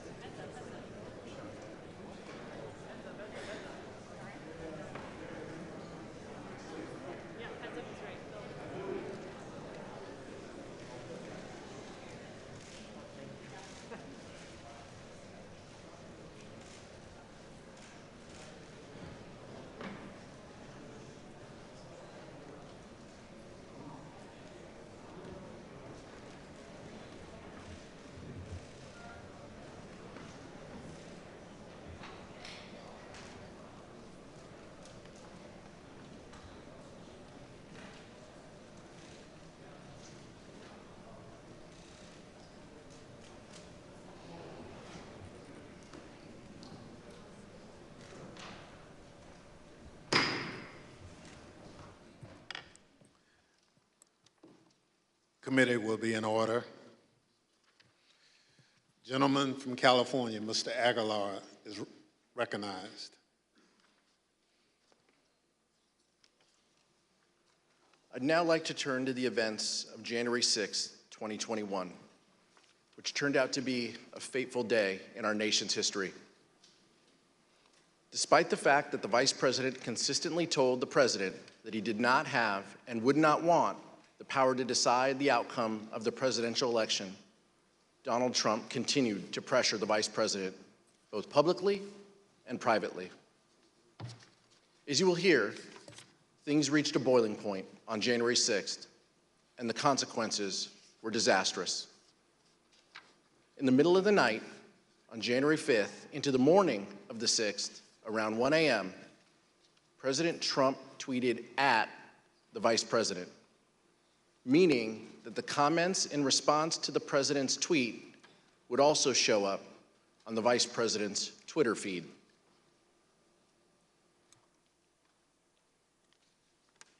The tweet stated that the Vice President could, quote, come through for us and send it back to the states. Then around 8 a.m. on January 6th, President Trump again tweeted, this time to say that the Vice President could send it back to the states and, quote, we win, and that this is the time for extreme courage.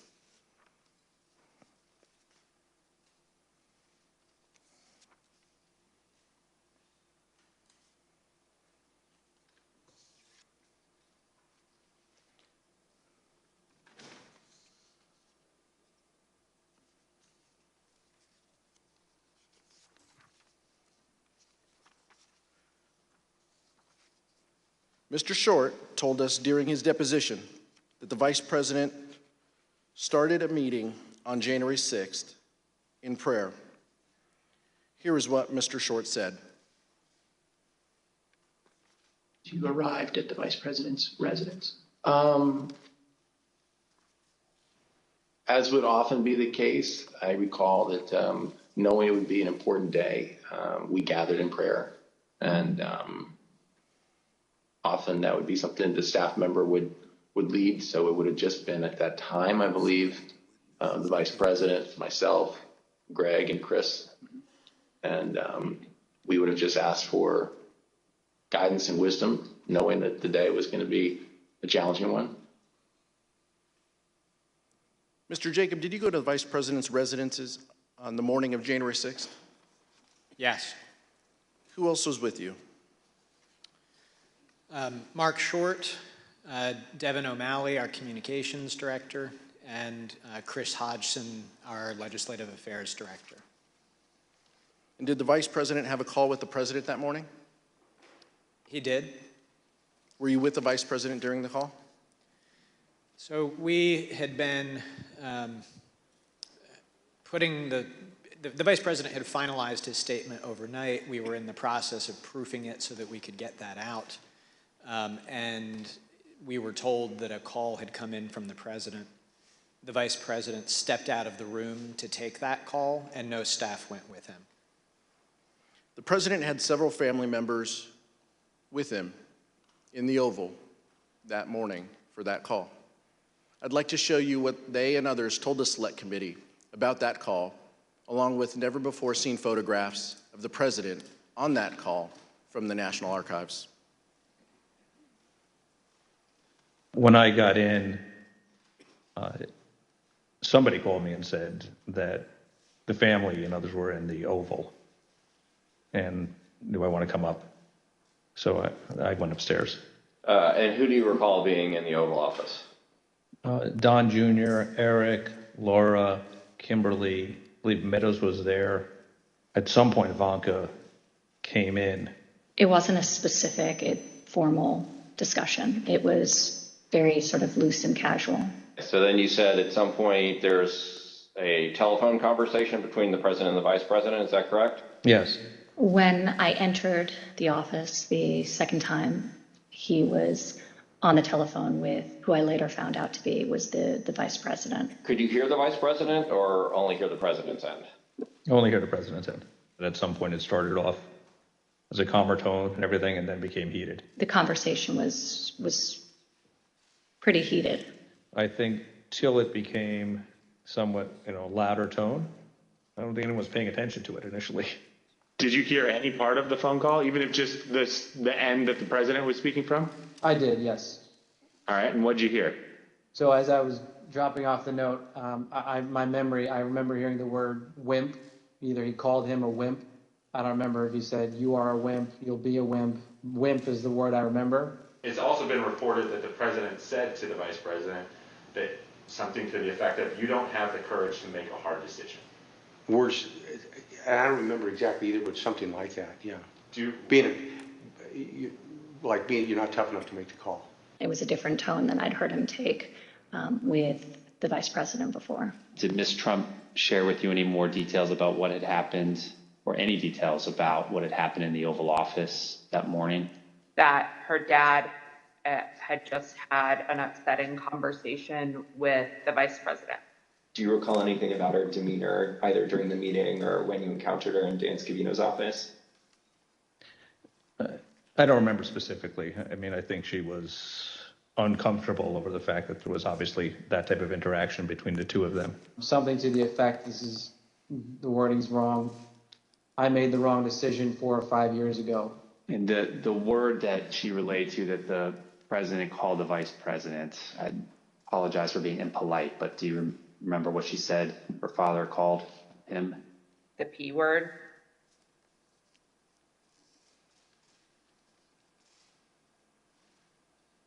Mr. Jacob, how would you describe the demeanor of the vice president following that call with the president? When he came back into the room, I'd say that he was steely, determined, grim.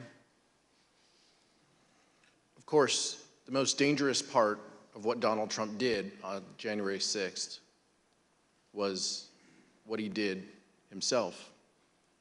As will be discussed in detail in a future hearing, our investigation found that early drafts of the January 6th ellipse speech prepared for the president included no mention of the vice president.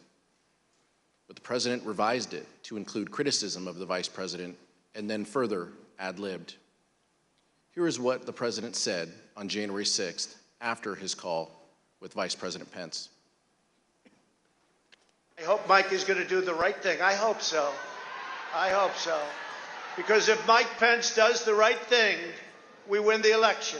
All Vice President Pence has to do is send it back to the states to recertify. And we become president, and you are the happiest people.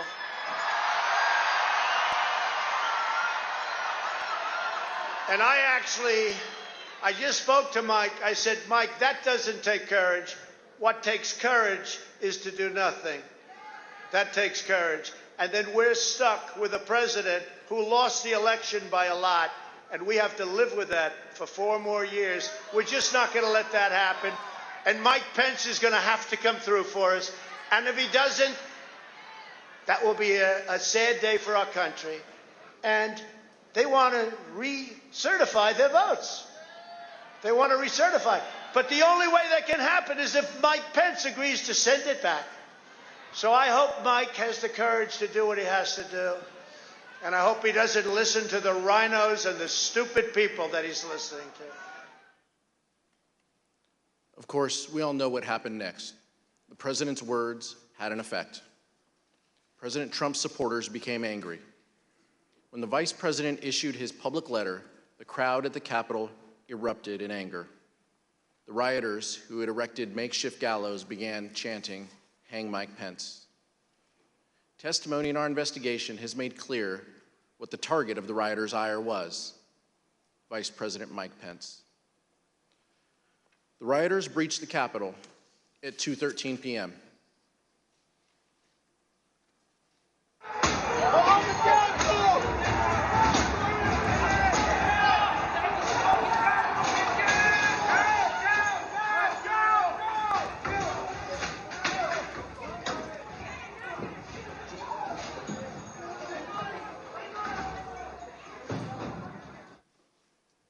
Now let's take a look at what was going on at the White House at this time.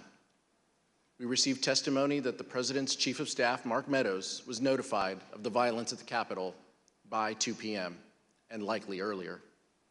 The testimony further establishes that Mr. Meadows quickly informed the President and that he did so before the President issued his 2:24 p.m. tweet criticizing Vice President Pence for not having, quote, courage to do what needed to be done.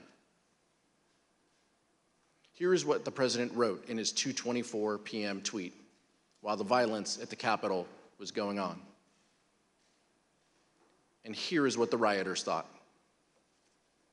Nothing but a traitor, and he deserves to burn with the rest of them. So it's all escalated after Pence. What happened to Pence? Pence didn't do what we wanted. Pence voted against Trump. Okay, and that's when all this started? Yep. That's when we marched on the Capitol. We've been shot at with rubber bullets, tear gas. We just heard that Mike Pence is not going to reject any fraudulent elector votes.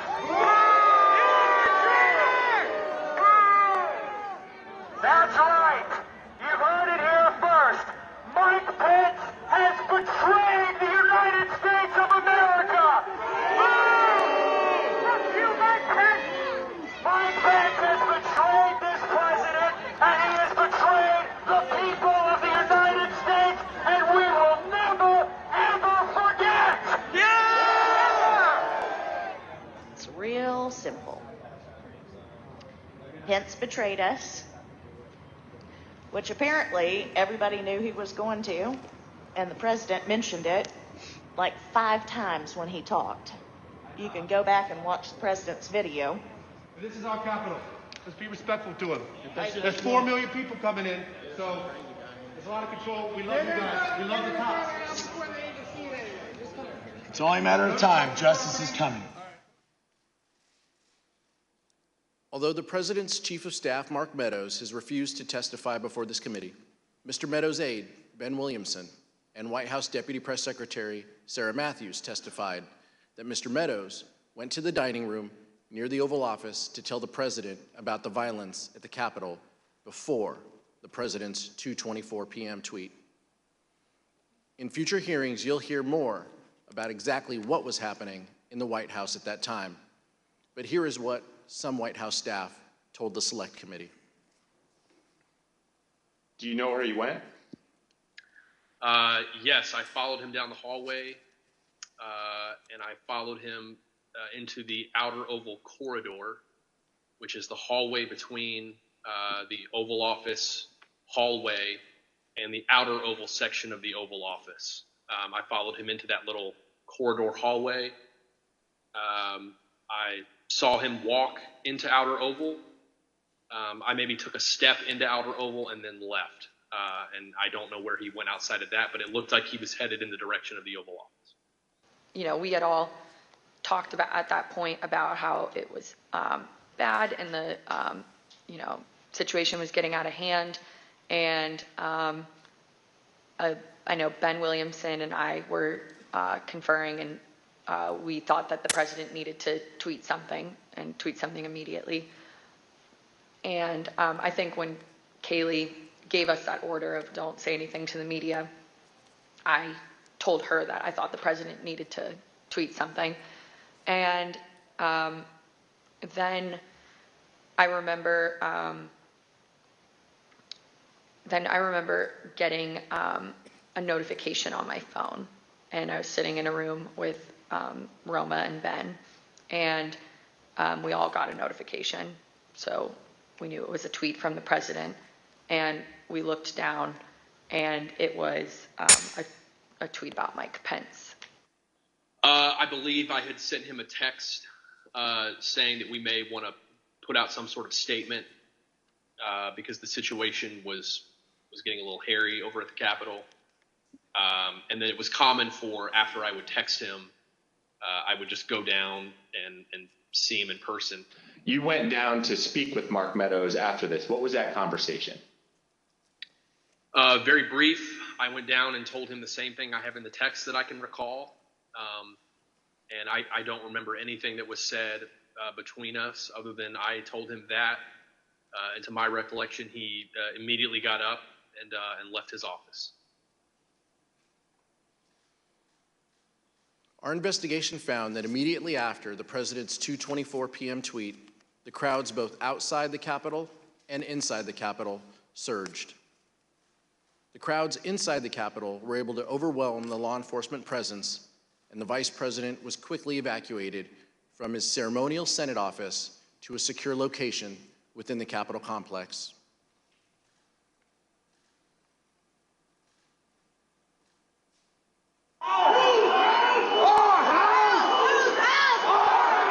By 2:24 p.m., the Secret Service had moved Vice President Pence from the Senate chamber to his office across the hall.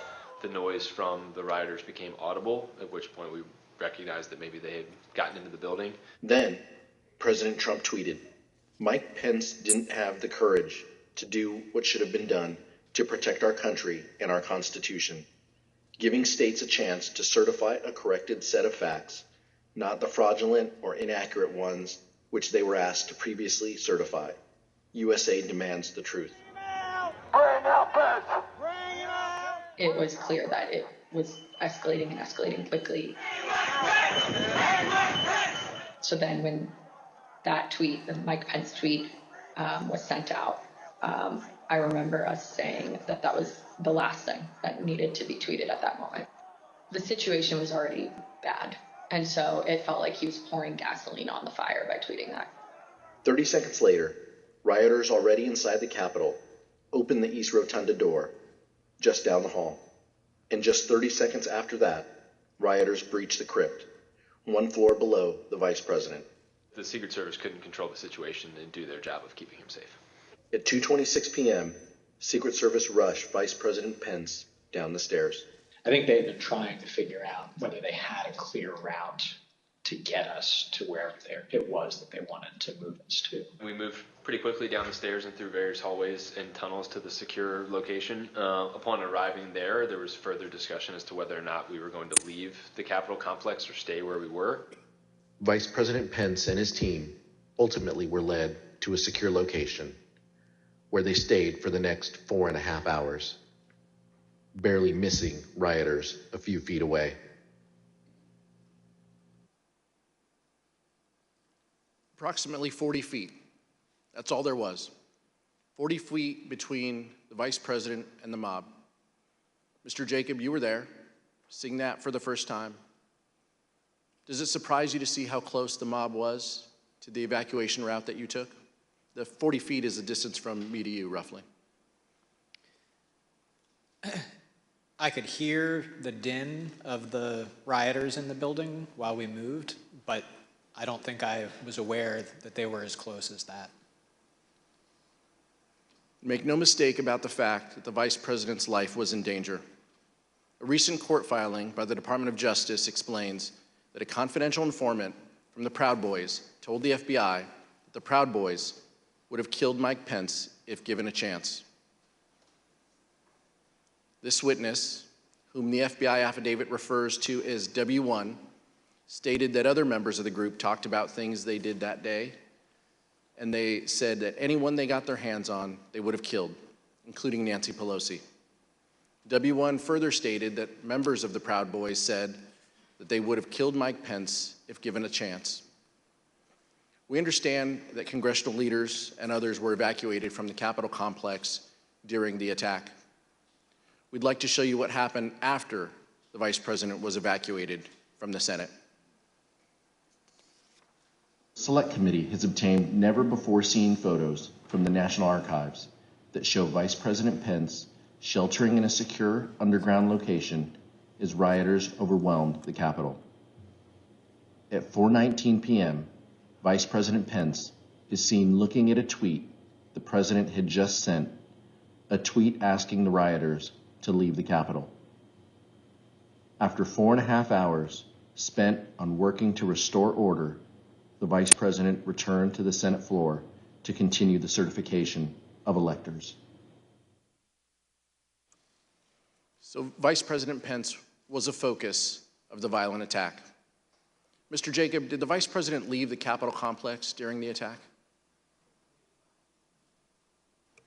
He did not. Can you please explain why the Vice President refused to leave the Capitol complex? When we got down to the secure location, Secret Service directed us to get into the cars, which I did. And then I noticed that the Vice President had not. So I got out of the car that I had gotten into, and I understood that the Vice President had refused to get into the car. The head of his Secret Service detail, Tim, had said, "I assure you we're not going to drive out of the building without your permission." And the Vice President had said something to the effect of, "Tim, I know you, I trust you, but you're not the one behind the wheel."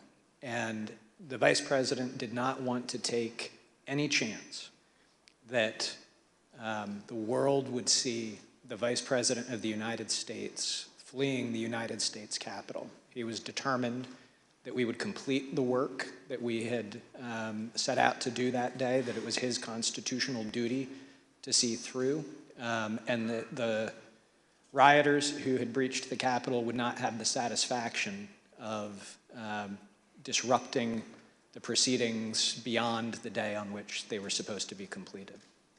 Let me see if I understand this right.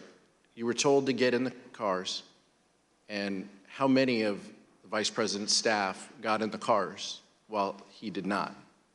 Most of us. During our investigation, we received testimony that while the Vice President was in a secure location within the Capitol complex, he continued the business of government. We understand that the Vice President reached out to congressional leaders, like the Acting Secretary of Defense and others, to check on their safety and to address the growing crisis. In addition, the Vice President's Chief of Staff, Mark Short, made several calls to senior government officials. Here's Mr. Short's testimony regarding his call with Representative Kevin McCarthy.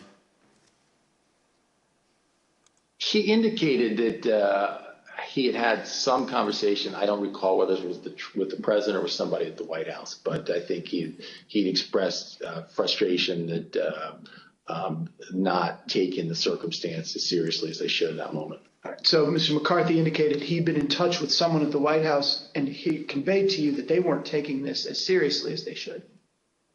You have to answer yes or no. Yes. Okay. While the Vice President made several calls to check on the safety of others, it was his own life that was in great danger. Mr. Jacob, did Donald Trump ever call the Vice President to check on his safety? He did not. Mr. Jacob, how did Vice President Pence and Mrs. Pence react to that? With frustration. Mr. Jacob, immediately before you and the Vice President were evacuated to a secure location within the Capitol, you hit send on an email to John Eastman explaining why his legal theory about the Vice President's role was wrong. You ended your email by stating that, quote, "Thanks to your bullshit, we are now under siege." We'll take a look at that email. Now, Dr. Eastman replied, and this is hard to believe, but his reply back to you was, "The siege is because you and your boss," presumably referring to the Vice President of the United States, "did not do what was necessary to allow this to be aired in a public way so the American people can see for themselves what happened." Mr. Jacob, later that day you wrote again to Dr. Eastman. Let's show that email on the screen. In that email, you wrote, and I quote, "Did you advise the President that in your professional judgment, the Vice President does not have the power to decide things unilaterally?" And you ended that email saying, "It does not appear that the President ever got the memo." Dr. Eastman then replied, "He's been so advised." And he ends his email with, quote, "But you know him. Once he gets something in his head, it's hard to get him to change course," close quote. Mr. Jacob, when Dr. Eastman wrote, "Once he gets something in his head, it's hard to get him to change course," did you understand the he in that email to refer to the President of the United States? I did. And Mr. Jacob, did you hear from Dr. Eastman further after the riot had been quelled? And if so, what did he ask? Late that evening, after the joint session had been reconvened, the vice president had given a statement to the nation saying that violence was not going to win, freedom wins, and that the people were going to get back to doing their work. Later that evening, Mr. Eastman emailed me to point out that, in his view, the vice president's speech to the nation violated the Electoral Count Act, that the Electoral Count Act had been violated because the debate on Arizona had not been completed in 2 hours. Of course, it couldn't be since there was an intervening riot of several hours. And that the speeches that the majority and minority leaders had been allowed to make also violated the Electoral Count Act because they hadn't been counted against the debate time.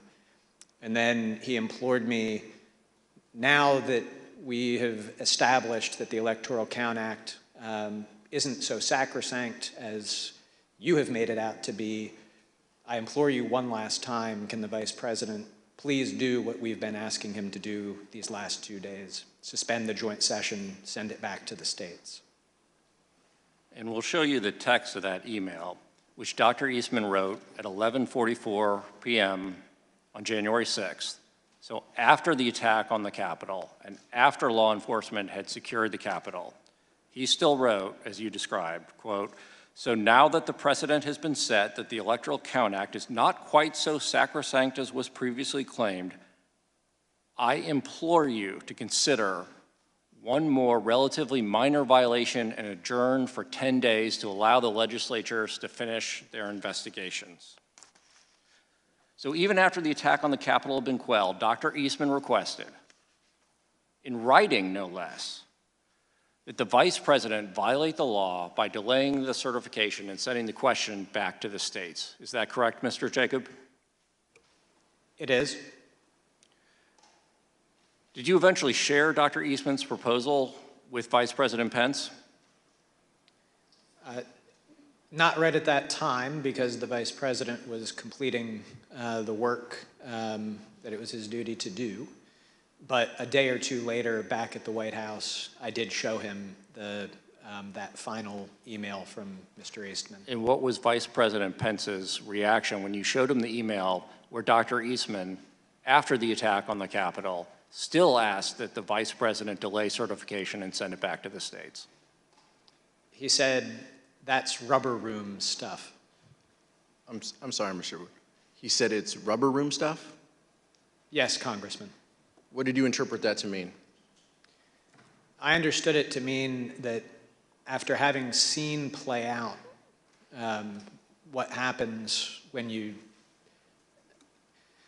convince people that there is a decision to be made in the Capitol legitimately about who is to be the president and the consequences of that, that he was still pushing us to do what he had been asking us to do for the previous 2 days, that was certifiably crazy. We know that the Vice President did not do what Dr. Eastman requested because he presided over the completion of the counting of electoral votes late in that evening.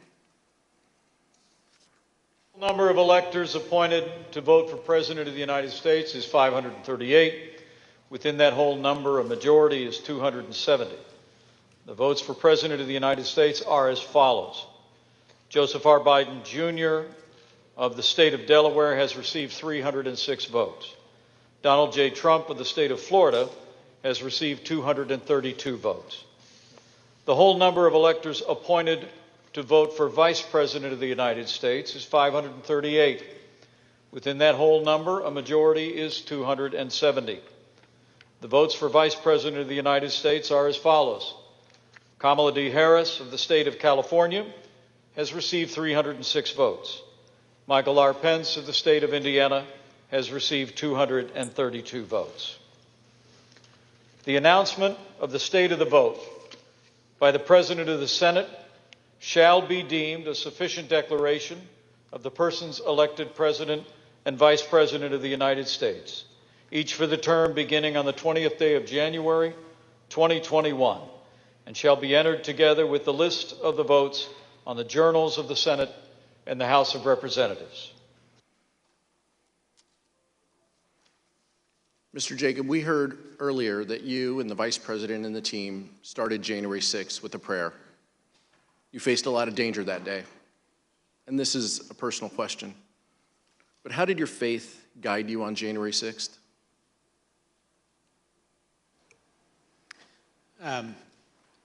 My faith really sustained me through it. I, down in the secure location, pulled out my Bible, read through it, and just took great comfort. Daniel 6 was where I went, and in Daniel 6, Daniel has become the second in command of Babylon, a pagan nation, but he completely faithfully serves. He refuses an order from the king that he cannot follow, and he does his duty consistent with his oath to God. And I felt that that's what had played out that day. It spoke to you? Yes. At the end of the day, Mark Short sent the Vice President a text message with a Bible verse. Here's what he told the Select Committee.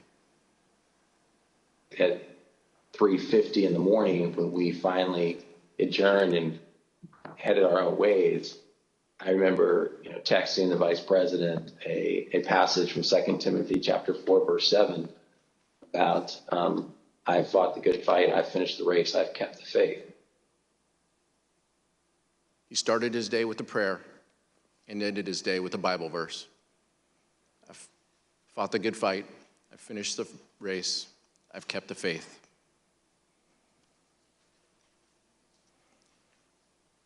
White House Attorney Eric Hirschman testified that the next day, January 7th, he received a call from Dr. Eastman.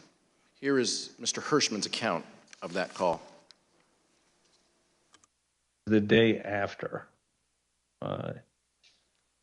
Eastman, I don't remember why he called me, or he texted me or called me, wanted to talk with me, and he said he couldn't reach others. And he started to ask me about something dealing with Georgia and preserving something potentially for appeal. And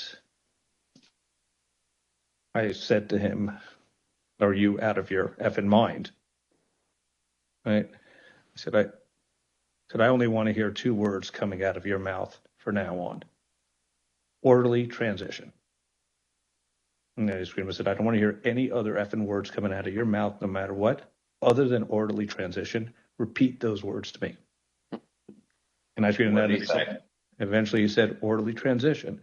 I said, good, John. Now I'm going to give you the best free legal advice you're ever getting in your life. Get a great effing criminal defense lawyer. You're going to need it. And then I hung up on him. In fact, just a few days later, Dr. Eastman emailed Rudy Giuliani and requested that he be included on a list of potential recipients of a presidential pardon. Dr. Eastman's email stated, quote, I've decided that I should be on the pardon list, if that is still in the works. Dr. Eastman did not receive his presidential pardon. So let's see what Dr. Eastman did as a result when he was deposed by this committee. I assert my Fifth Amendment right against being compelled to be a witness against myself. Did the Trump legal team ask you to prepare a memorandum regarding the Vice President's role in the counting of electoral votes at the joint session of Congress on January 6, 2021? Yeah. Dr. Eastman, did you advise the President of the United States that the Vice President could reject electors from 7 states and declare that the President had been reelected? Yeah. Dr. Eastman, the first sentence of the memo starts off by saying 7 states have transmitted dual slates of electors to the President of the Senate. Is that statement in this memo true? Yeah. Did President Trump authorize you to discuss publicly your January 4th, 2021 conversation with him? Yeah.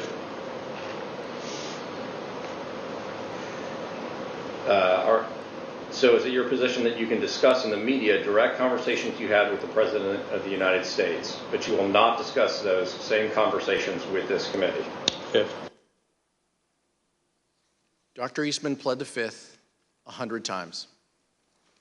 Finally, let's hear from a federal court judge, the only one to date who has opined on whether the president was involved in criminal activity.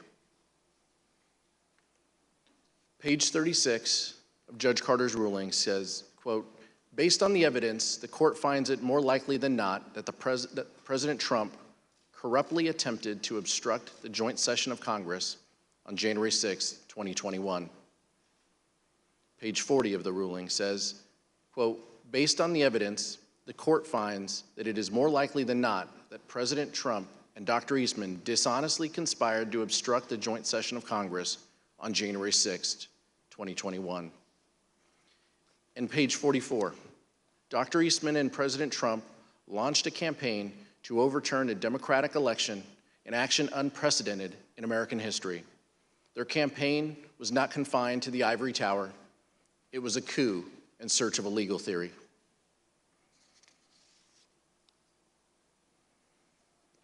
Mr. Jacob, what would have happened to our democracy if Vice President Pence had gone along with this plan and certified Donald Trump as the winner of the 2020 election? So there would have been short-term and long-term effects.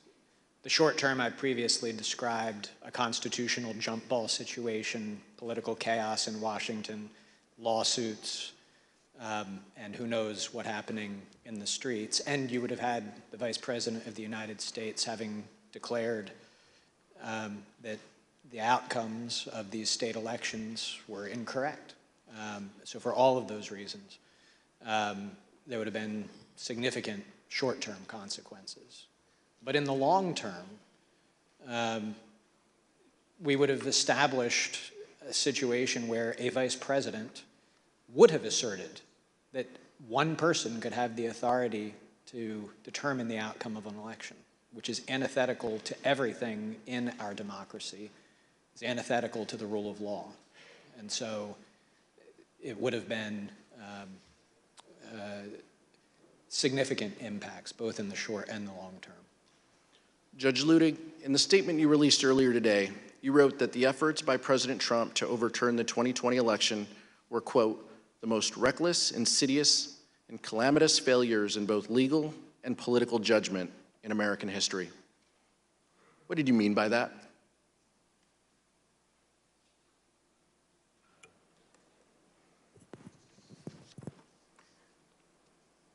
Exactly what I said, Congressman. Thank you, Judge. Thank you, Mr. Jacob. Mr. Chairman, I yield back.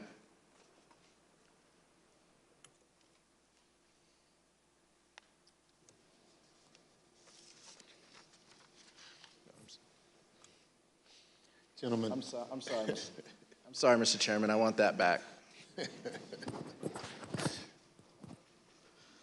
Mr. Chairman, this was an informative hearing, a powerful hearing. I'm grateful for your leadership and the leadership of the distinguished Vice Chair. Donald Trump knew he lost the 2020 election, but he could not bring himself to participate in the peaceful transfer of power. So he latched on to a scheme that, once again, he knew was illegal. And when the Vice President refused to go along with it, he unleashed a violent mob against him. When we began, I asked how we got to this place. And I think the answer to that question starts with the fact that people in positions of power put their political party before their country. It cannot be allowed to continue. I'll yield back now, Mr. Chairman. Thank you very much. Without objection, the chair recognizes the gentlewoman from Wyoming, Ms. Cheney, for a closing statement. Thank you very much, Mr. Chairman. Thank you to my colleague, Representative Aguilar, and thank you very much to our witnesses today, Mr. Jacob and Judge Ludig. Thank you for being here with us. We have seen so far in our hearings that President Trump knew that his claims of a stolen election were false. You have seen that he knew that Mike Pence could not legally refuse to count electoral votes, And you have seen what President Trump did to pressure Mike Pence into taking illegal action. Over the course of our next hearings, you will see information about President Trump's efforts, John Eastman efforts, the Trump legal team's efforts to apply pressure to Republican state legislatures, state officials, and others. Judge Carter has recently written, quote, Dr. Eastman's actions in these few weeks indicate that his and President Trump's pressure campaign to stop the electoral count did not end with Vice President Pence. It targeted every tier of federal and state elected officials. We will examine all of those threats, and we will examine the Trump team's determination to transmit materially false electoral slates from multiple states to officials of the executive and legislative branches of our government. We will examine the pressures put on state legislatures to convene to reverse lawful election results. An honorable man receiving the information and advice that Mr. Trump received from his campaign experts and his staff, a man who loved his country more than himself, would have conceded this election. Indeed, we know that a number of President Trump's closest aides urged him to do so. This committee will address all of these issues in greater detail in the coming weeks. Mr. Chairman, I yield back. Young lady yields back. Judge Ludick and Mr. Jacob, our nation owes you a great debt for your knowledge, integrity, and your loyalty to our Constitution. You and Vice President Pence are exactly the people our nation needed at a critical time. You had the courage to do what was right. In the weeks leading up to January 6th, many people failed this test when they had to choose between their oath to the country or the demands of Donald Trump. But there were others who, like you, stood tall in the face of intimidation and put our democracy first. They include the judges who rejected the bogus claims of election fraud, the senior Justice Department officials who stood up to Donald Trump, and the state officials whom we will hear from at our next hearing. We are deeply grateful to your courage and devotion to our country. There are some who think the danger has passed, that even though there were violence and a corrupt attempt to overturn the presidential election, the system worked. I look at it another way. Our system nearly failed and our democratic foundation destroyed, but for people like you. Judge Ludick, I want to give you an opportunity to share your thoughts on the ongoing threat. You've written the clear and present danger to our democracy.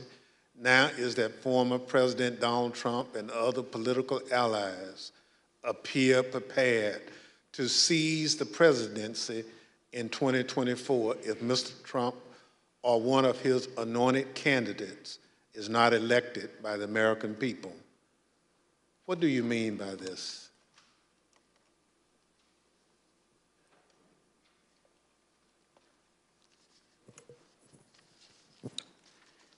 Mr. Chairman, I'm honored beyond words by your words. I was honored on January 6, 2021, then also honored beyond words to have been able to come to the aid of Vice President Mike Pence.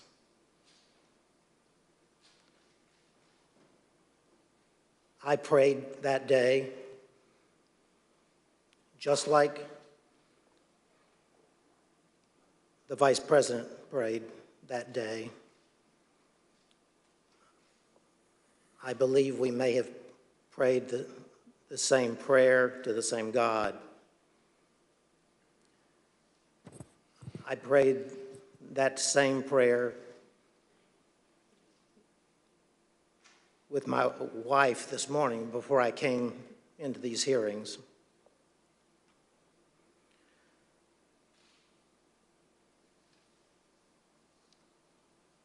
I have written, as you said, Chairman Thompson, that today, almost 2 years after that fateful day in January 2021, that still Donald Trump and his allies and supporters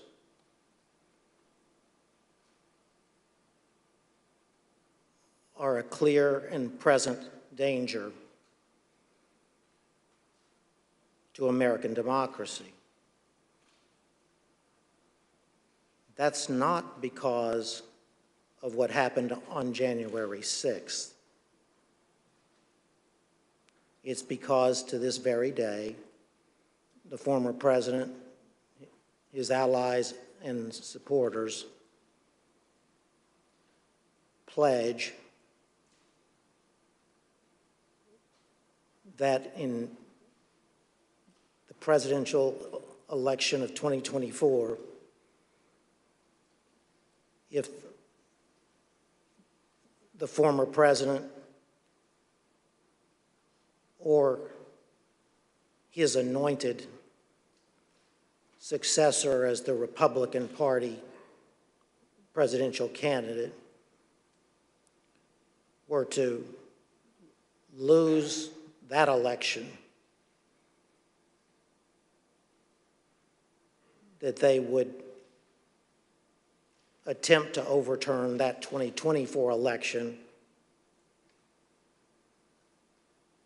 in the same way that they attempted to overturn the 2020 election,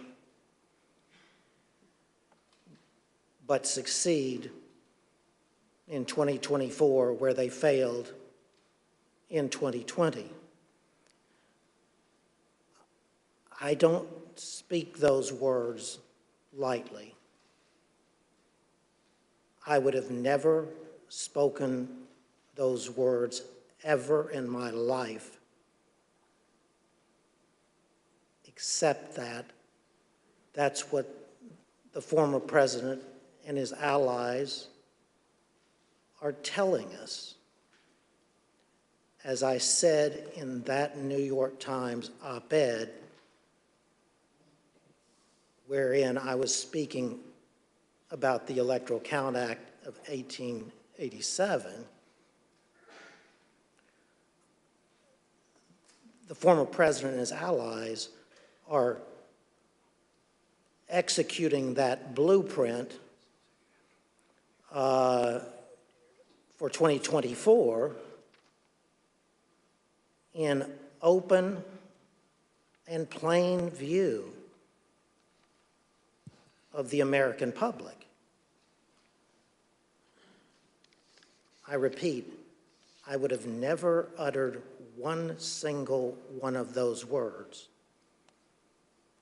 unless the former president and his allies were candidly and proudly speaking those exact words to America. Chairman, thank you for the opportunity to appear here today for these proceedings. Thank you again, Judge Ludick. As a part of the Select Committee's charge to make recommendations that are informed by other investigative findings, we will be reviewing the views shared by Judge Ludick and other experts on potential improvements to the Electoral Count Act, among a range of other initiatives. I know the information we presented over the last week is shocking. The idea that a president of the United States would orchestrate a scheme to stay in power after the people have voted him out of office. We're able to present this information because so many witnesses have cooperated with our probe. But the fact is, there are more people with direct knowledge, with evidence germane to our investigation. I ask those who might be on the fence about cooperating to reach out to us. The committee's website address is being displayed behind me, january6.house.gov. There you can view the evidence we presented in our hearings and find a tip line to submit any information you might think would be helpful for our investigation. And despite how you might not think it's important, send us what you think. And I thank those who sent us evidence for their bravery and patriotism. Without objections, members will be permitted 10 business days to submit statements for the record, including opening remarks and additional questions for the witnesses. The chair requests those in the hearing room remain seated until the Capitol Police have escorted members from the room. Without objection, the committee stands adjourned.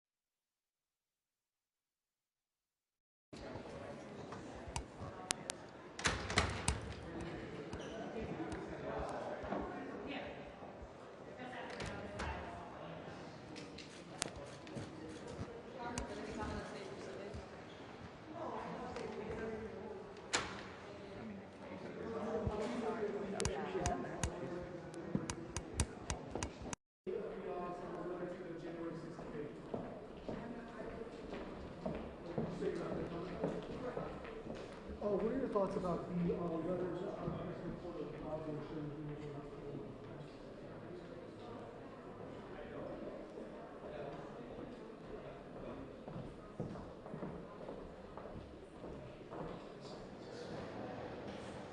It's a very, it's not a well-known topic, but that camera is, this is strange, those cameras have never been cameras, they're built so they don't work except for that one. And if you don't stay on top of it, like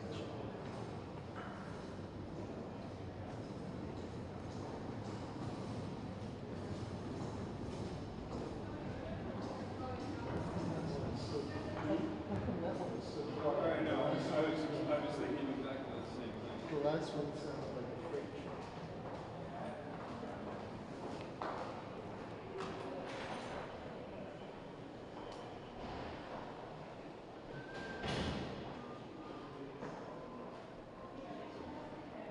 Her feed is cut away, so it should be. Okay.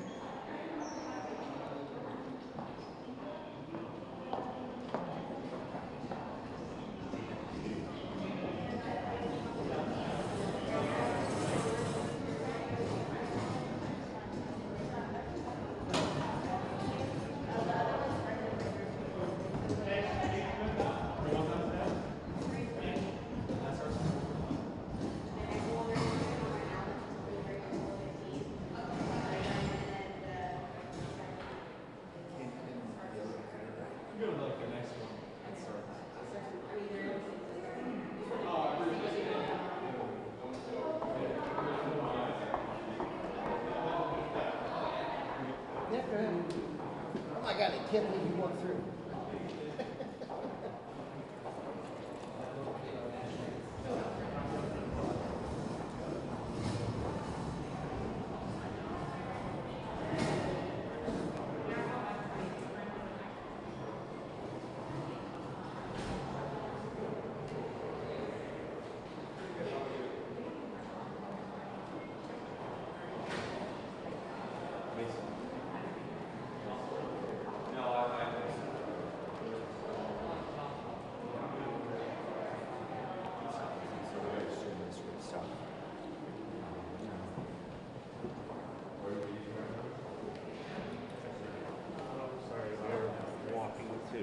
Spot when we can. Mr. Jacob, how did you think that went today?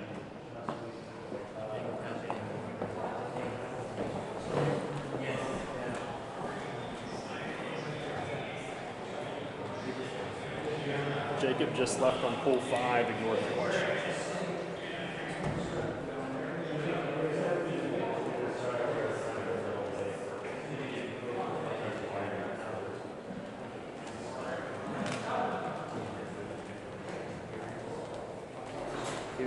Just stand back.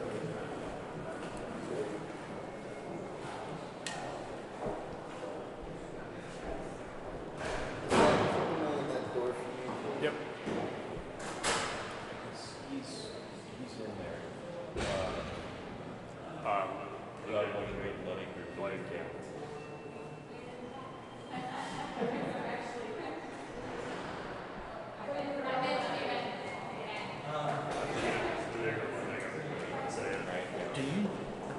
Jackie, do you need anything more? Or like, what is, do the members come here?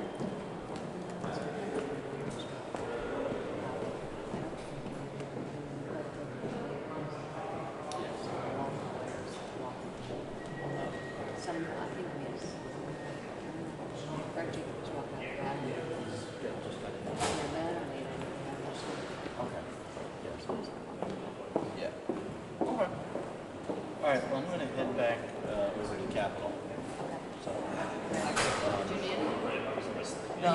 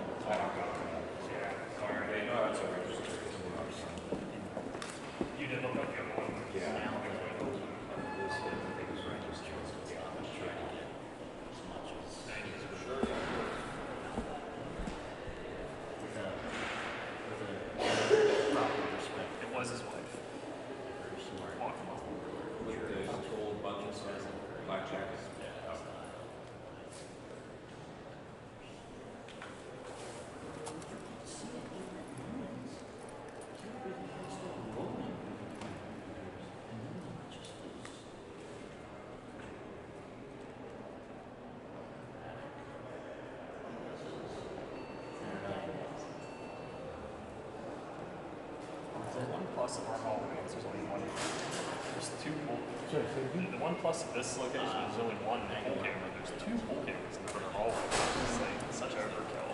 I think it's to try to prevent somebody from unilaterally grabbing people when the pool misses, but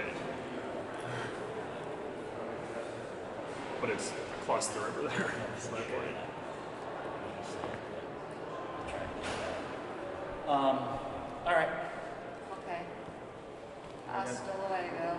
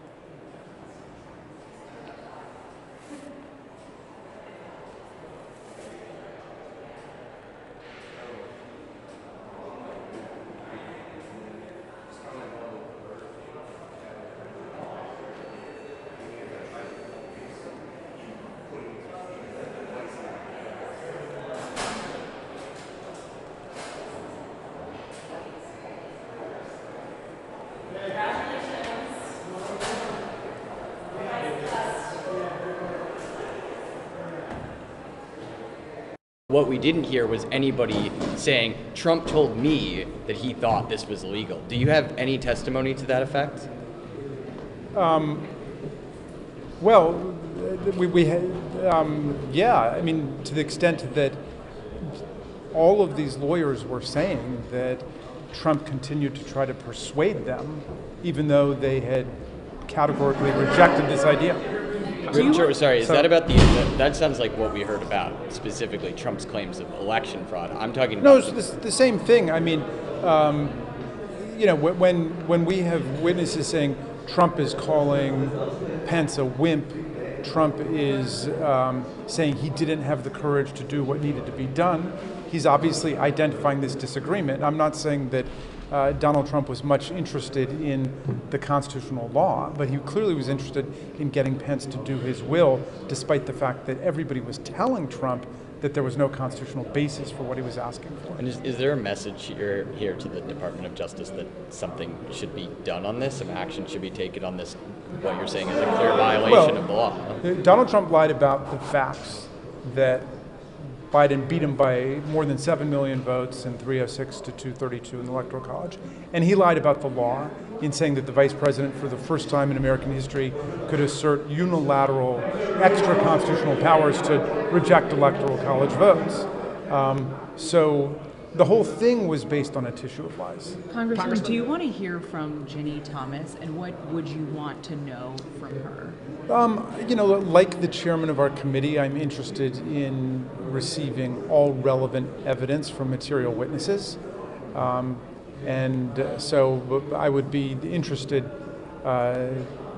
I would be interested to the extent that she's a material witness. From what you've seen so far, do you think that she has any kind of criminal culpability, or what do you make of what you've seen so far? Because it sounds like you guys have a bit of her correspondence, maybe a lot of her correspondence. But as far as I know, the only thing that I've seen is what has been seen publicly, which is emails. I don't know if there's any other information. So to the extent that she has relevant evidence and she's a material witness, I'm very interested to see what she's got to say. We know about Ginny Thomas. Is it clear in your mind that Mr. Eastman has committed a crime based on the fact that he was asking for presidential pardons and some of the other evidence you laid out today? Well, the request of a constitutional pardon, as we've seen before in this process, it indicates some consciousness of guilt, or at least fear of guilt.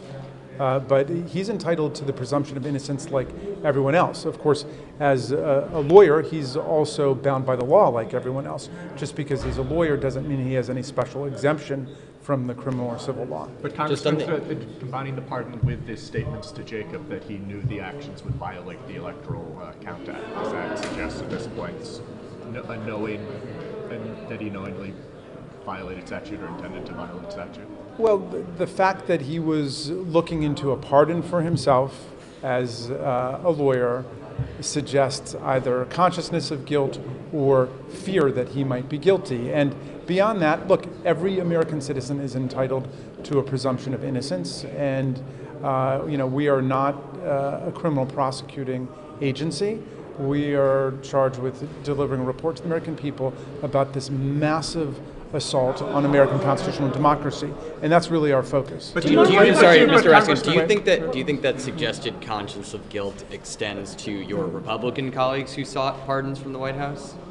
I would say, without referring to any particular case, that a request for a pardon suggests consciousness of guilt or possible fear of prosecution. Would you agree with Eric Christian that he needs a good criminal defense lawyer? Say this falls short if there aren't criminal charges brought. Many of your in your own parties. Look, I've said this from the beginning. There are different kinds of accountability in our system of laws, and one kind of accountability is individual criminal accountability for potential offenses committed. But another kind of accountability is the accountability we owe to future generations of Americans to figure out what went wrong here. We have to fortify our institutions against coups, insurrections, and political violence and subversion going forward. That, to me, is even more important than individual criminal accountability, which is very important. But that's really up to the Department of Justice. During the hearing, John Eastman actually put out a statement about his correspondence with Ginny Thomas and released an email between him and her in December of 2020. Can you confirm that the committee has more than just one email between the two of them? That is news to me, what you just told me. But Yeah. is it multiple emails that the committee has? Again, I have not looked specifically at the emails. All that I've seen is really what's in the newspaper. I'm not working on that. Do you want to read it and then get back to us in I'll 5 minutes? I'll try to get back to you. Sorry, two questions on the Eastman emails. Yes. Are there any other, obviously it's, made you guys interested in Ginny Thomas again. Are there any other avenues that this has opened up in the investigation that you want to look more into? I'm sorry, the Eastman emails? Yes, the saying? new tranche that you guys just got. I don't know the answer to that yet. Okay, and then you had a clip of Mark Short recalling a conversation with Kevin McCarthy about what he told either Trump or the White House during January 6th, and he, quote, expressed frustration that the White House wasn't taking this more seriously. That kind of seemed like obviously it was Mark Short, Mike Pence's guy, but other than that, it seemed like kind of a non sequitur in the overall subject of this hearing. What was the purpose of including that, and will we be hearing more on in future hearings on what Kevin McCarthy may have told people about his conversations? Stay tuned for that. Stay tuned for that. How would you describe the interest? How would you? I'm sorry? How is it possible the DOJ is looking for material that you have? You think it was subpoena power, et cetera, jail time threats that they'd be ahead of you? Well, you know, on the specifics of that issue, please talk to the chairman about it. But you know, in general, our interest is in that justice be done in particular cases and justice be done for the people of the United States. And so, you know, we are as eager as anyone to get all of the truth and evidence out there. How would you describe the relationship between Trump and Eastman? They seem to, based on the testimony today, get a lot closer as January 6th neared. I'm sorry, say that again. Yeah, how would you describe the relationship between Trump and Eastman, especially as it got closer to January 6th? Well, look, if you take the big picture, Donald Trump refused to accept the results of the 2020 presidential election. So the first thing they did was the right thing to do, which is you go to court. Unfortunately for him, the courts came back, more than 60 of them rejecting every claim of electoral fraud and corruption that had been suggested by Trump and his supporters. So that gives us a comprehensive and meticulous record refuting any claims of electoral fraud that are out there. That should have been the end of the story. But then they went, as you will see in a future hearing, to the state legislatures to try to get them just to nullify the popular vote and devote electors to Donald Trump. They went to particular election officials to try to browbeat them into finding votes for Donald Trump, in other words, to commit election fraud. And we saw that in Georgia, where Trump told Secretary of State Brad Raffensperger, just find me 11,780 votes. When all of that didn't work, there were a couple of other potential plans that you'll hear about, including the idea of seizing the election machinery and getting the military to rerun the election, because everybody knows about that provision in the Constitution where the military can seize the election machinery and rerun the election, right?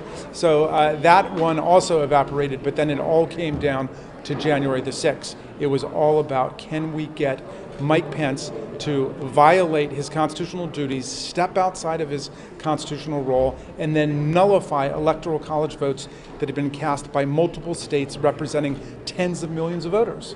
That was the whole thing. So when you ask what was Trump's relationship with Eastman in the final days there, it was that Trump was relying on Eastman to give legal cover to an absurd legal theory, which was advancing an absurd factual hypothesis, which was that Donald Trump had actually won the election. How important is it that you amend the Electoral Count Act? I think that the experience we've just been through indicates that there are fixes to the Electoral Count Act that need to happen. Speaking as one member of the committee, to my mind, that alone would be insufficient to the enormity of the challenges that face us. On top of that, what would be sufficient? We'll be getting into it more deeply. On top of that, the Electoral College, is that something you want we'll to be see getting changed? into it more deeply. There are lots of problems. I mean, for example, if all we said was that the vice president does not have an authority to do what no one ever thought he had an authority to do, that would obviously be radically insufficient to the task. And we also have to be careful not to be fighting the last battle, because as Judge Ludig stated cogently at the end of the hearing, the threat is still very much out there for 2024. Nobody believes that Vice President Harris is going to try to steal the presidential election for Donald Trump or anyone else. Do you have any thoughts on the Senate's negotiations with the ECA? I haven't seen the details of it recently. On top of that, Mr. Raskin, we saw a new email showing that Mr. Eastman had asked for a pardon from the president. Do you think that it is still possible for the Department of Justice to indict or otherwise prosecute people like Mr. Eastman who would otherwise sought a pardon? And do you think that this made the case to the Justice Department? Well, it's obviously not illegal for him to seek a pardon, right. So that's not a criminal act in itself. The question is whether that is indicative of his consciousness of guilt or his fear of prosecution based on all of the actions he had undertaken in conjunction with Donald Trump. And I think those are all legitimate questions, and they certainly bear more factual inquiry. Can I just ask, with regard to these pardons, both with Mr. Eastman and the members of Congress, known and unknown, do you have details about what they said they're specifically seeking a pardon for? We know about Scott Perry, your colleague, Ms. Cheney mentioned him. Yeah. Do you can you tell us if you have the details about what explicitly they said they want to be pardoned for? No, I do not have that information, and I'm not certain what they asked for. I will only say that Judge Carter in California in the Eastman litigation, who was the only judge to have opined on this, said that he thought that it was likely that Donald Trump had engaged in federal criminal offenses, specifically conspiracy to obstruct a federal proceeding, and other potential offenses, including basically depriving the American people and the government of a fair election. Do you think there's any illegal? Has the committee asked Ginny Thomas to appear? I don't know the answer to that question, sorry.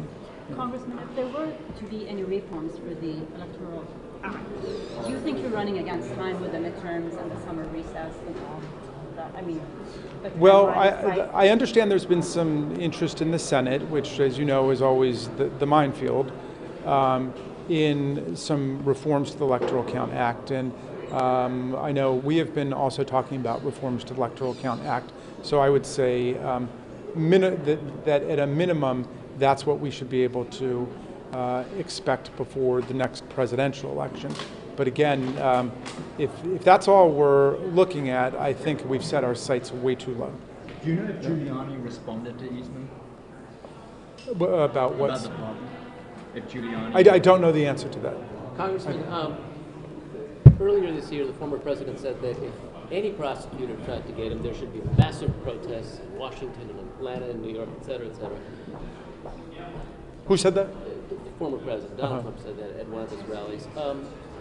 Do these hearings and the information that's coming out because of them, does that help give prosecutors in Atlanta and perhaps in D.C. more legitimacy among the electorate, among the populace, that, yeah, what he did was wrong and maybe he ought to be prosecuted? But I haven't thought of that question. I mean, obviously, the Department of Justice, federal prosecutors, state and local prosecutors have an obligation to fairly enforce the law and to base their prosecutions on the law and the facts without regard to public opinion. So I hope that there are no prosecutors waiting around to take a poll on whether this or that person should be prosecuted, because that is not the proper function of law enforcement. Our role in this process under House Resolution 503 is to determine what happened on January 6th, what were the causes behind it, and what do we need to do going forward in order to secure the progress of American democracy, the institutions and values that we all depend on. So that's really what our focus has been.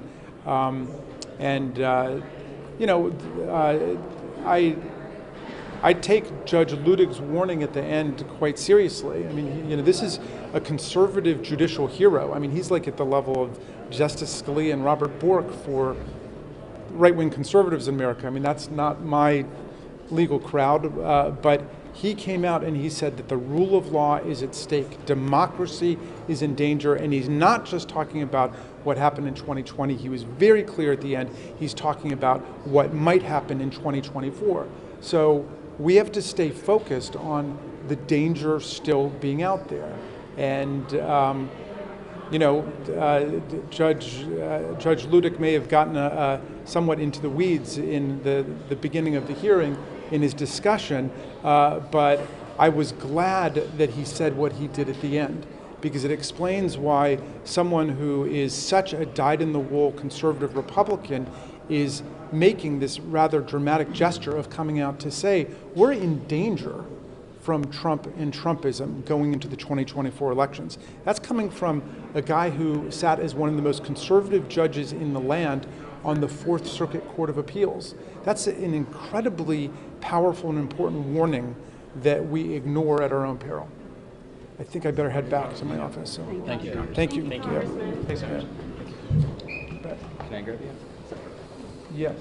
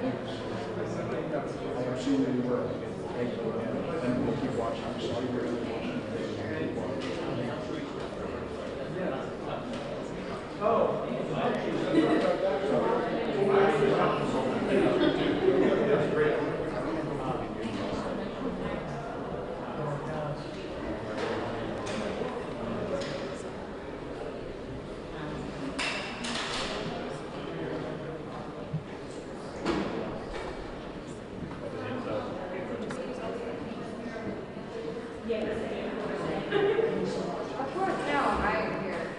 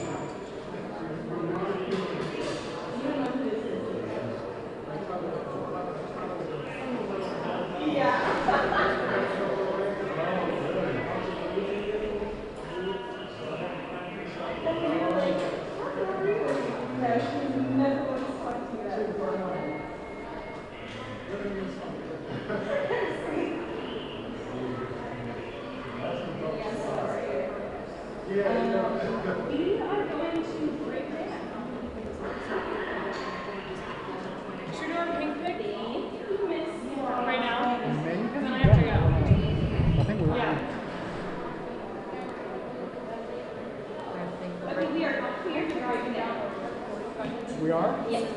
My